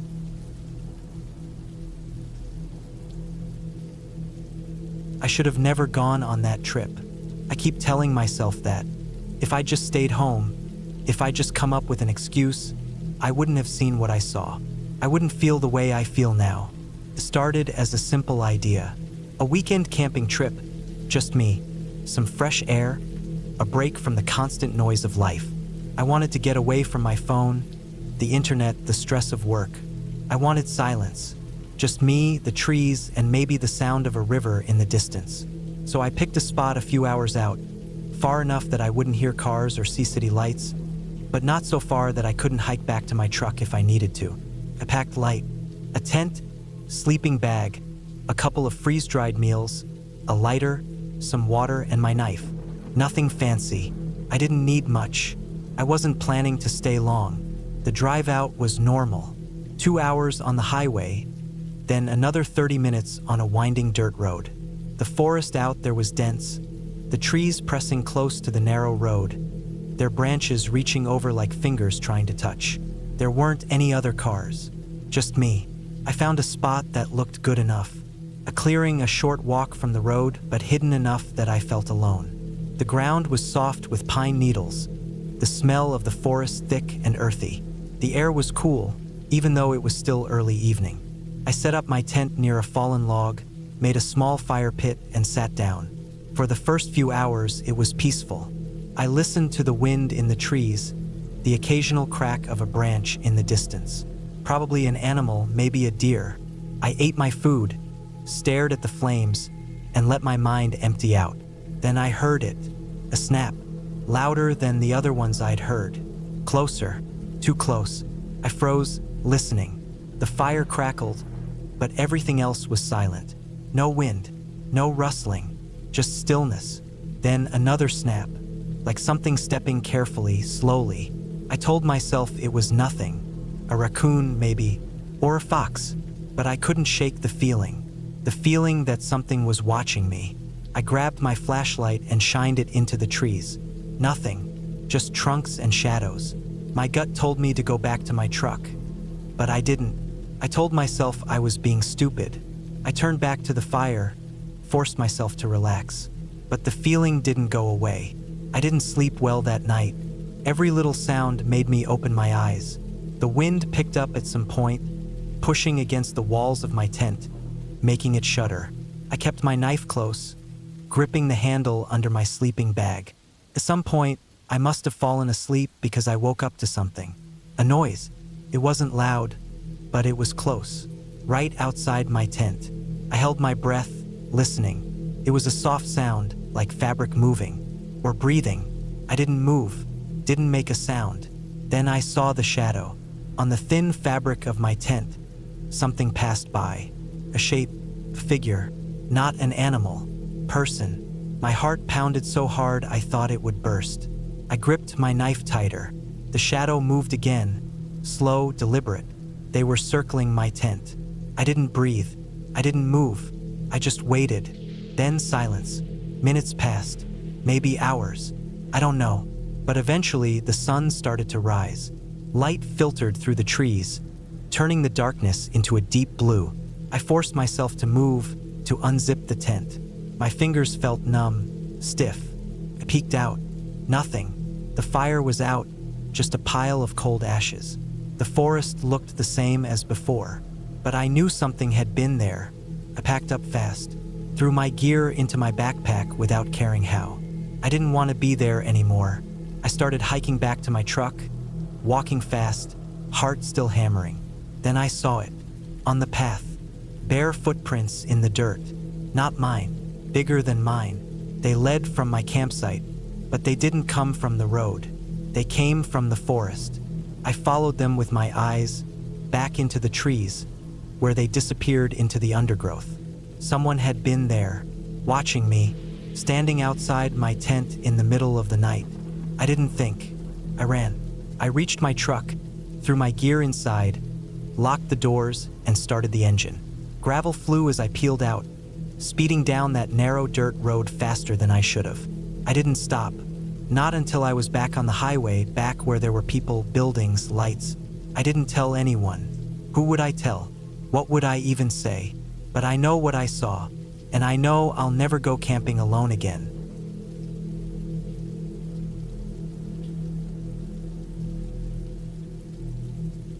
I always liked the idea of camping alone. I don't know why. Maybe it was the thought of proving to myself that I could do it, that I wasn't afraid of the dark, of being alone in the middle of nowhere with just the sound of nature around me. I had camped plenty of times with family and friends, but this time, I wanted to go out by myself. I needed to clear my head, get away from everything, and just be alone for a little while. I picked a spot deep in the woods, about 20 miles away from the nearest town. It wasn't a designated campground, just a place I had found on a map. A small clearing near a slow-moving river, surrounded by thick trees. It was perfect, isolated, quiet. The hike in was peaceful. The sun was warm, and the air smelled like pine. I carried everything I needed: a tent, sleeping bag, food, a first aid kit, a small hatchet, and my hunting knife. I even brought my old revolver just in case. Not because I was scared of people, but you never know what kind of animals are out there. By the time I reached the clearing, the sun was beginning to dip behind the trees. I set up my tent quickly, gathered some firewood, and got a fire going. I had a small meal, some canned chili I had brought, and sat by the fire as the sky darkened. The woods were alive with the sounds of insects and the occasional rustle of leaves from something moving in the underbrush, probably a raccoon or a deer. I wasn't scared, not at first, but there was something about the way the forest felt that night, like it was too quiet. The insects still hummed, but there were long stretches of silence in between. I tried to ignore it, told myself I was just being paranoid. I sat by the fire for a while, then decided to call it a night. Inside the tent, I lay on my back, staring up at the nylon ceiling, listening. I could hear the wind moving through the trees, but underneath that, something else. A faint sound, almost like breathing. Not deep, not heavy, but there, just outside the tent. I held my breath, straining my ears, trying to be sure. Maybe it was the wind. Maybe it was my own breath echoing in the small space, but I couldn't shake the feeling that something, or someone, was out there. I reached for my revolver, gripping it tightly. I thought about unzipping the tent and looking outside, but I hesitated. I didn't want to see what was out there, if there was anything at all. Minutes passed, maybe an hour. The sound didn't come back. I eventually convinced myself that I had imagined it, that I was letting my mind play tricks on me. It was just the isolation, the darkness. I closed my eyes and forced myself to sleep. I woke up to something brushing against the side of the tent. It was soft, almost like a hand dragging across the fabric. My heart pounded so hard I could hear it in my ears. I grabbed the revolver and sat up, listening. The sound came again, but this time it was followed by something else. A slow, deliberate step just outside. Couldn't breathe. I didn't move. I wanted to call out, to make some noise, to scare whatever it was away, but I couldn't bring myself to make a sound. My body was frozen, locked in place by fear. Then silence. I waited. 5 minutes. 10. Nothing. I knew I had to check. I couldn't just sit there, waiting for whatever was out there to make the first move. I took a deep breath, counted to 3, and unzipped the tent in one quick motion. Nothing. The fire had burned down to embers. The trees swayed gently in the wind. The ground around my tent was undisturbed. No tracks, no sign that anything had been there. I exhaled, laughing quietly at myself. I was being ridiculous. It was probably just a tree branch shifting, maybe an animal brushing against the tent in the night. I sat by the fire for a while, adding more wood, watching the flames flicker. I considered packing up and hiking back to my truck, but I didn't want to leave in the middle of the night. Felt like giving in to fear, so I stayed. I shouldn't have. The next day was normal. I explored a bit, fished in the river, and took in the solitude. But that night, the feeling came back. That sensation of being watched. I forced myself to ignore it, but sleep didn't come easy. Every little sound outside sent a spike of fear through me. I gripped my revolver all night, my fingers sore from holding it so tight.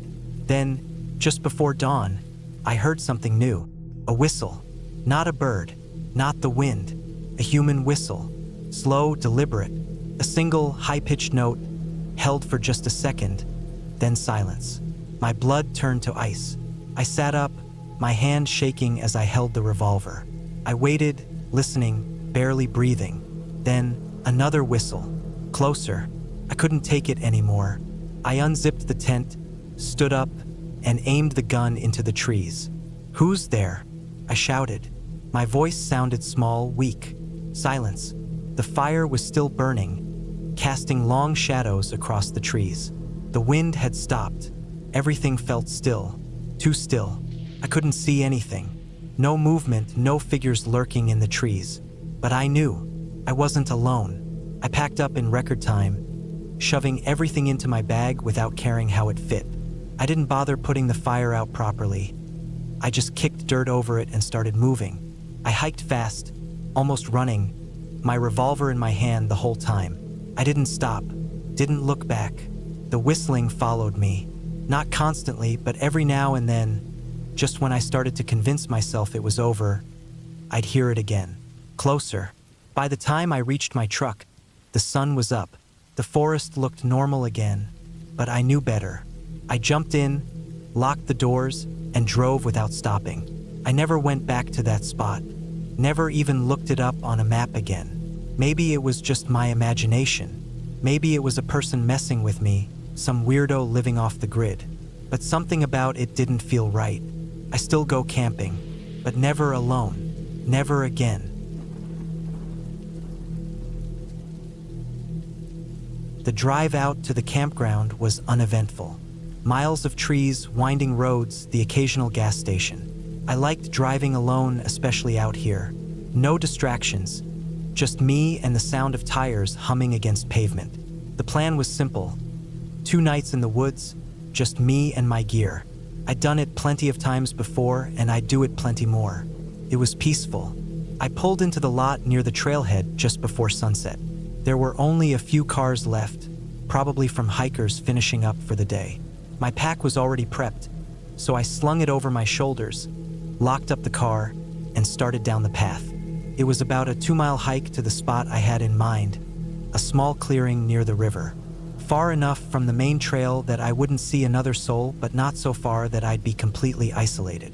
The trail was familiar, but something felt different. Maybe it was just the season. The trees were thinning out for fall, their bare branches scratching at the sky. The air had that damp, earthy smell, thick with decay from fallen leaves. Every so often, I'd catch the sound of something moving in the underbrush, but that was normal. Deer, maybe, squirrels. I reached my campsite just as the last bit of daylight faded. I set up quickly, getting the tent pitched and my firewood stacked. The fire took on the first try, and I sat back, letting the warmth sink in. The first night was quiet. I made dinner, sat by the fire for a while, then crawled into my tent. The forest sounds were the same as always, rustling leaves, the occasional hoot of an owl, the distant trickle of the river. I fell asleep without a problem. Then I woke up. No reason, no sound that I could pinpoint, just the feeling, that sharp, unnatural awareness. I listened, barely breathing. Silence, not even the wind. I shifted in my sleeping bag, turning onto my side, facing the tent wall. Just as I started to close my eyes, I heard it, A single, slow step outside. Then another. Not an animal. Too heavy. My mind went straight to the logical explanations. A late hiker? Another camper? But who'd be out here this late, this far off the trail? And why were they standing so close to my tent? I stayed still, forcing myself to breathe evenly. I didn't want to make a sound. The steps moved again, circling. Slow, deliberate. Then they stopped, just inches from where my head rested. The fabric of the tent shifted slightly. A shadow. Someone or something was there. I didn't move. I didn't breathe. I just waited. Minutes stretched long. Then, finally, the shadow moved away. I didn't sleep again that night.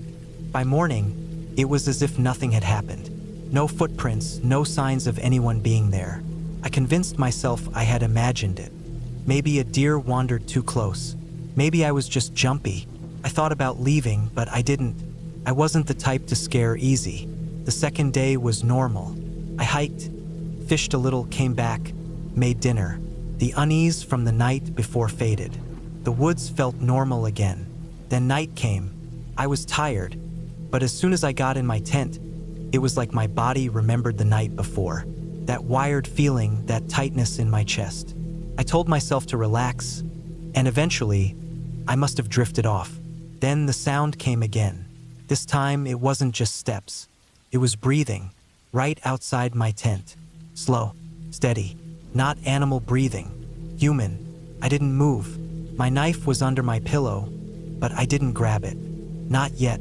I just waited. The breathing stayed there, just beyond the thin layer of fabric. Then, slowly, something pressed against the side of the tent. A hand. It dragged down, fingers tracing the nylon. Then it stopped. I reached for my knife. Silence.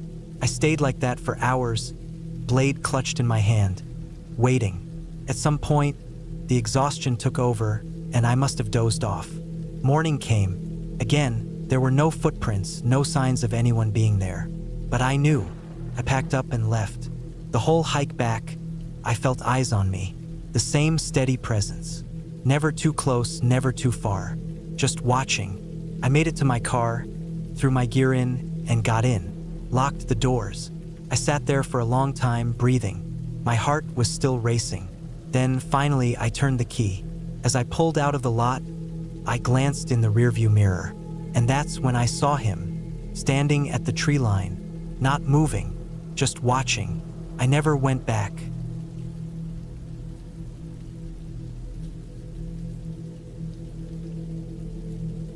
I should have known something was off when I pulled into the campground. It wasn't anything obvious. Nothing I could put into words at the time. Just a feeling in my gut that made me hesitate as I cut the engine. I sat there for a moment, staring at the towering trees, their branches thick and tangled, blocking out most of the afternoon sun. The air was still, almost too still, like the whole forest was holding its breath. I shook off the unease. I had driven hours to get here, picked the site carefully to avoid crowds. I wanted peace, quiet. Maybe the silence was what I had been craving. I stepped out of my truck, the gravel crunching under my boots, and took a deep breath. The smell of pine and damp earth filled my lungs. It had rained recently. The ground was soft, my boots sinking slightly as I moved toward the back of the truck to grab my gear. The campsite itself was nothing special. Just a small clearing with a fire pit and a flat patch of dirt for the tent. It was backed up against thick woods, the kind that seemed darker than they should have been even in daylight. Setting up camp was easy enough. I pitched the tent, unrolled my sleeping bag, and got a small fire going. I wasn't planning on doing much tonight, just eating, maybe reading a little before turning in early. The nearest campers were at least a mile away. No kids screaming, no music blasting. Just me, the trees, and the distant sound of the river rushing somewhere in the valley below. It should have been perfect, but the unease didn't leave. It got worse as the sun dipped lower, stretching shadows across the campsite, making the trees look like they were leaning in closer. I found myself listening too hard, ears straining for sounds I couldn't quite place. A rustle here, a crack of a branch there. Normal forest sounds, I told myself. Just animals moving through the brush. But I still kept glancing over my shoulder, still felt that creeping tension at the base of my neck. Dinner was simple, just some canned soup heated over the fire. I ate quickly, feeling exposed even though I was alone. The sky darkened to a deep navy, stars appearing between gaps in the branches. The fire crackled, its light flickering against the trees. I should have been relaxed by then, the long drive catching up to me, but I wasn't tired. Not yet. Then I heard it. A sound, faint but clear. A whistle. Came from the woods. Not close, not far. Just distant enough that I could have convinced myself it was nothing. But I knew better. It wasn't the wind. It wasn't an animal. It was deliberate. 2 notes, the kind of tune you'd use to call a dog. I set my spoon down slowly, listening. My own breath was too loud in my ears. The fire popped, and for a second I lost it. Then it came again, a little closer. I told myself it was another camper. Maybe someone lost, someone calling for a friend. But I knew I had the entire section of the forest to myself. The park ranger had mentioned it when I checked in. I had picked this spot specifically because I wanted to be alone. I stood, moving slowly, scanning the tree line. The firelight only reached so far, the rest swallowed by darkness. I grabbed my flashlight and flicked it on, shining the beam into the trees. Nothing but trunks and underbrush. My heartbeat was too fast now, thudding against my ribs.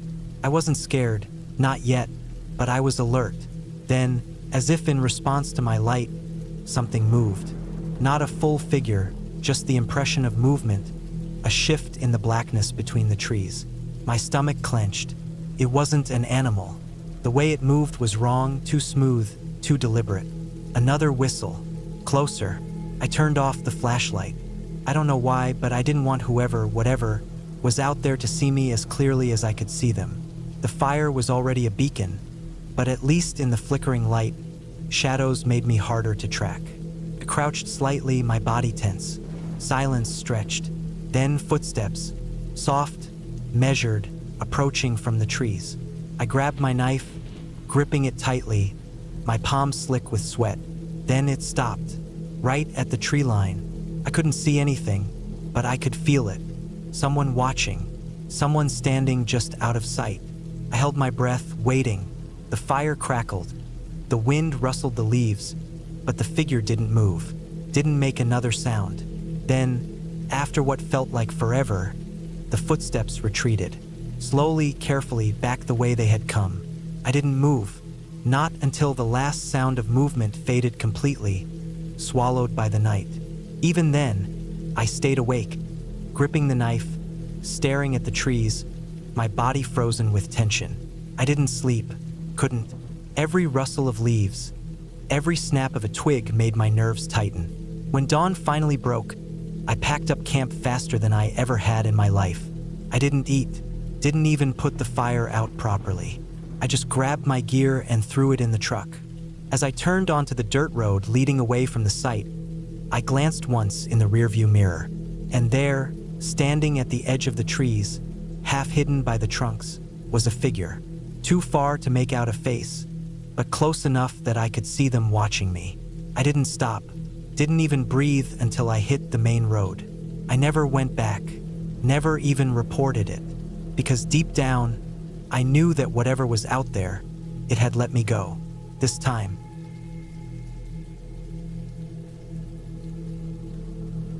I always loved camping. There was something about the stillness of the woods at night, the soft crackling of the fire, and the way the air smelled, clean and damp with earth.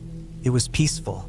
It made me feel separate from the world, like I had stepped out of my life and into something simpler. So when my brother invited me on a solo trip to a remote spot he had discovered, I didn't hesitate.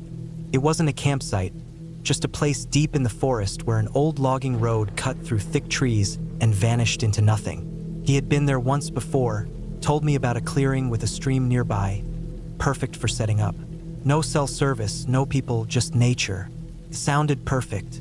The drive took longer than I expected. The paved road turned to gravel, and the gravel turned into dirt, narrowing as I drove. My truck's tires slid a little in the loose soil. Trees crowded in, branches scraping against the windows. I checked my GPS, but of course, there was no signal. I had saved the coordinates, though, and they matched. I was in the right place. I found the clearing just as the sun started to dip. The air was cooling fast, but I wasn't worried. I had a good tent, a warm sleeping bag, plenty of food, and a solid knife on my belt. I wasn't afraid of the woods. I set up camp quickly, got a fire going, and sat back with a can of beer.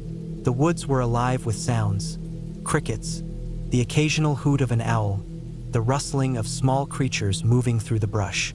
I let it wash over me, feeling more at ease than I had in weeks. The sky darkened to a deep, velvety blue, and stars blinked into existence. At some point, I must have dozed off in my chair. The fire had burned low, just a pile of glowing embers, when I woke with a start. I wasn't sure why. The woods were silent now. No wind, no insects, no movement. That kind of silence wasn't natural. I sat still, listening. A faint rustling came from the trees to my left, probably just an animal. But then I realized something that made my stomach go tight. The sound wasn't coming from one spot. It was moving, slow, deliberate. I grabbed my flashlight and swept it toward the sound. The trees stood motionless, their trunks casting long, jagged shadows. Nothing, but I knew something was out there, watching. I told myself it was just my imagination. I forced myself to relax, banked the fire, and crawled into my tent. Sleep came in fits. Every little noise had me snapping awake, heart hammering. Once I thought I heard footsteps, human footsteps, but that was impossible. Morning came gray and cold. I got up, stretched, and walked to the stream to splash some water on my face. That's when I saw them. Footprints. Not boot prints, not animal tracks. Bare human footprints in the damp earth, leading from the edge of my camp into the woods. My stomach clenched. The prints were fresh. I looked around, suddenly feeling exposed. The woods were thick, dark. I tried to tell myself someone had passed through, maybe a hiker, but there was no trail out here. No reason for anyone to be this deep. I considered packing up and leaving, but I felt stupid. I was an experienced camper. I wasn't going to let some footprints scare me off. I decided to stay one more night. That day passed in uneasy silence. The usual sounds of the forest never fully returned. I fished in the stream, cooked my catch over the fire, and tried to push the uneasy feeling away. By the time night fell, I was exhausted, but I forced myself to stay awake longer, listening. And then I heard it, a soft rustling just outside my camp. I flicked on my flashlight and aimed it at the trees. For a split second, I thought I saw movement, a shape slipping back into the darkness. My heart pounded. I stood up, knife in hand, scanning the tree line. The fire popped behind me, throwing erratic shadows. I turned slowly, every nerve on edge. A snap like a branch breaking underfoot. Closer now. I wasn't alone. I called out, my voice rough and unsteady. Who's there? Nothing. I backed toward my truck. My keys were in the tent. My gear was still scattered. If I ran now, I'd be leaving most of it behind. But every instinct screamed at me to go. Then a whisper, not words, just breath. Right behind me, I spun, slashing with my knife. Nothing but empty air. Panic surged. I bolted for the tent, yanking the zipper open, grabbing my keys, my flashlight. I didn't care about the rest. The woods erupted. Footsteps, fast, crashing through the undergrowth, circling me. More than one. I ran. I dove into my truck, slammed the door, and locked it. My hands shook as I shoved the key into the ignition. The engine roared to life, headlights cutting through the trees. Something moved at the edge of the light. A figure, tall, gaunt, barely human. The skin pale, stretched too tight. No clothes, just standing there watching. Then it stepped back, disappearing into the black. I didn't wait. I threw the truck into reverse, tires spinning in the loose dirt, then gunned it forward, bouncing down the narrow road. My breath came in short, ragged gasps. I didn't look back. I didn't stop until I hit pavement. Even then, I kept going. I never told my brother what happened. I never told anyone, but I haven't been camping since, and I never will again.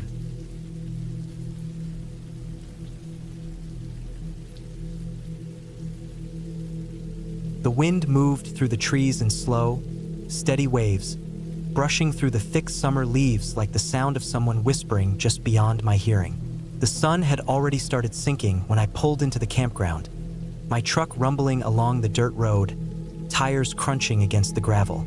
I had picked this place on a whim, somewhere remote, away from people, just me and the quiet.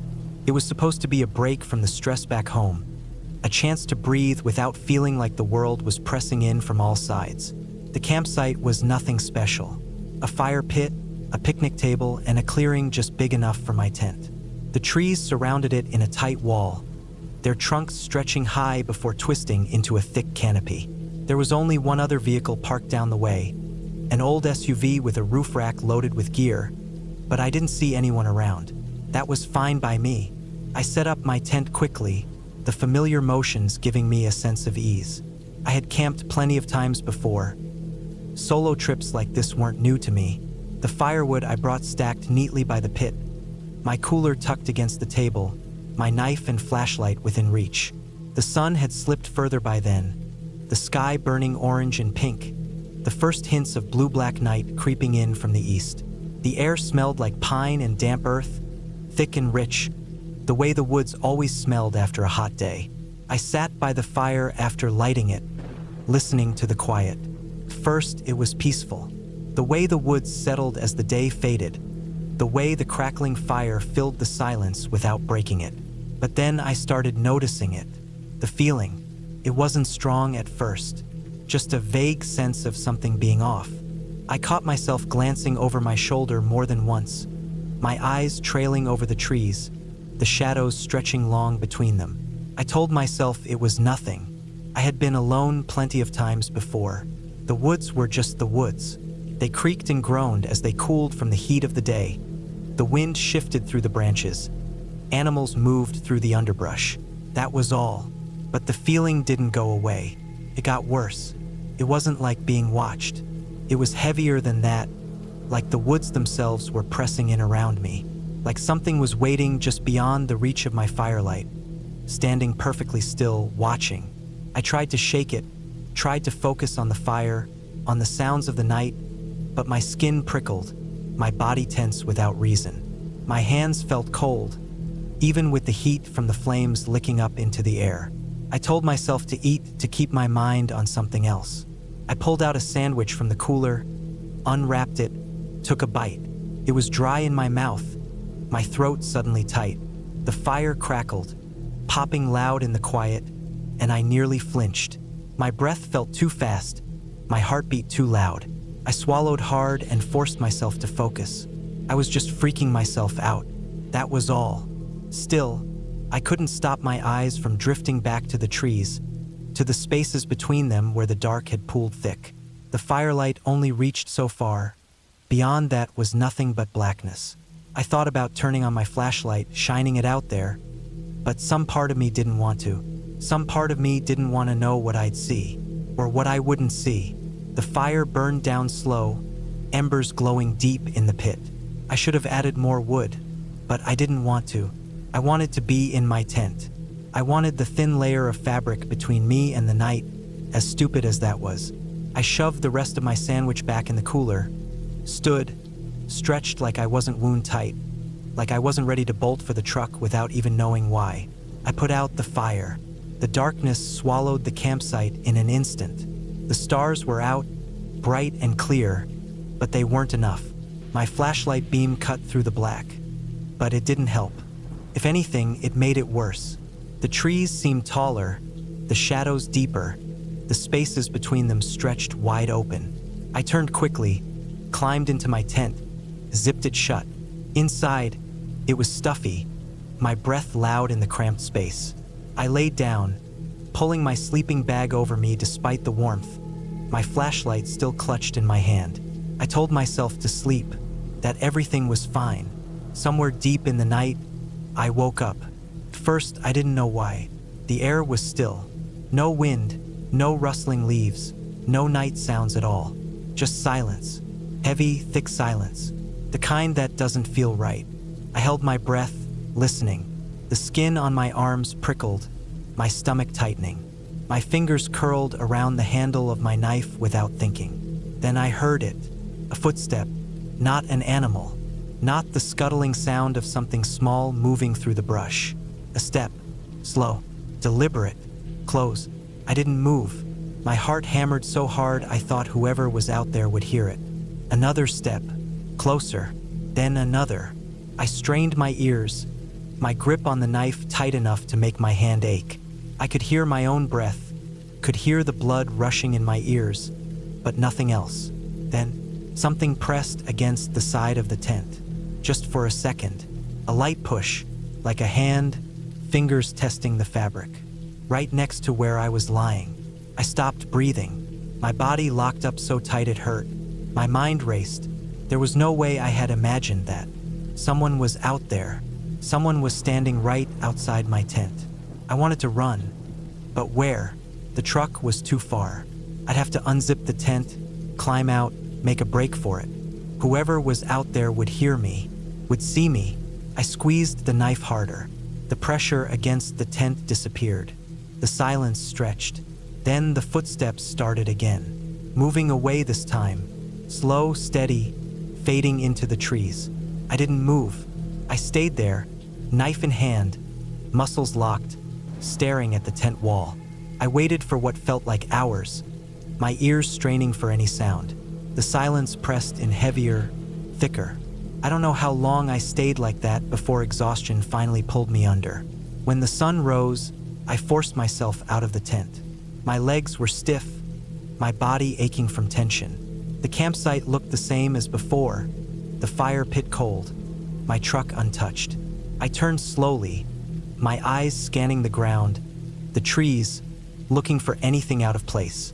And then I saw them, footprints, not mine, leading from the trees, stopping right next to my tent. I packed up in less than 5 minutes. I didn't eat, didn't bother with anything but shoving my gear into the truck and getting the hell out of there. I didn't look back. I don't know who was out there that night. I don't want to know, but I haven't been camping alone since.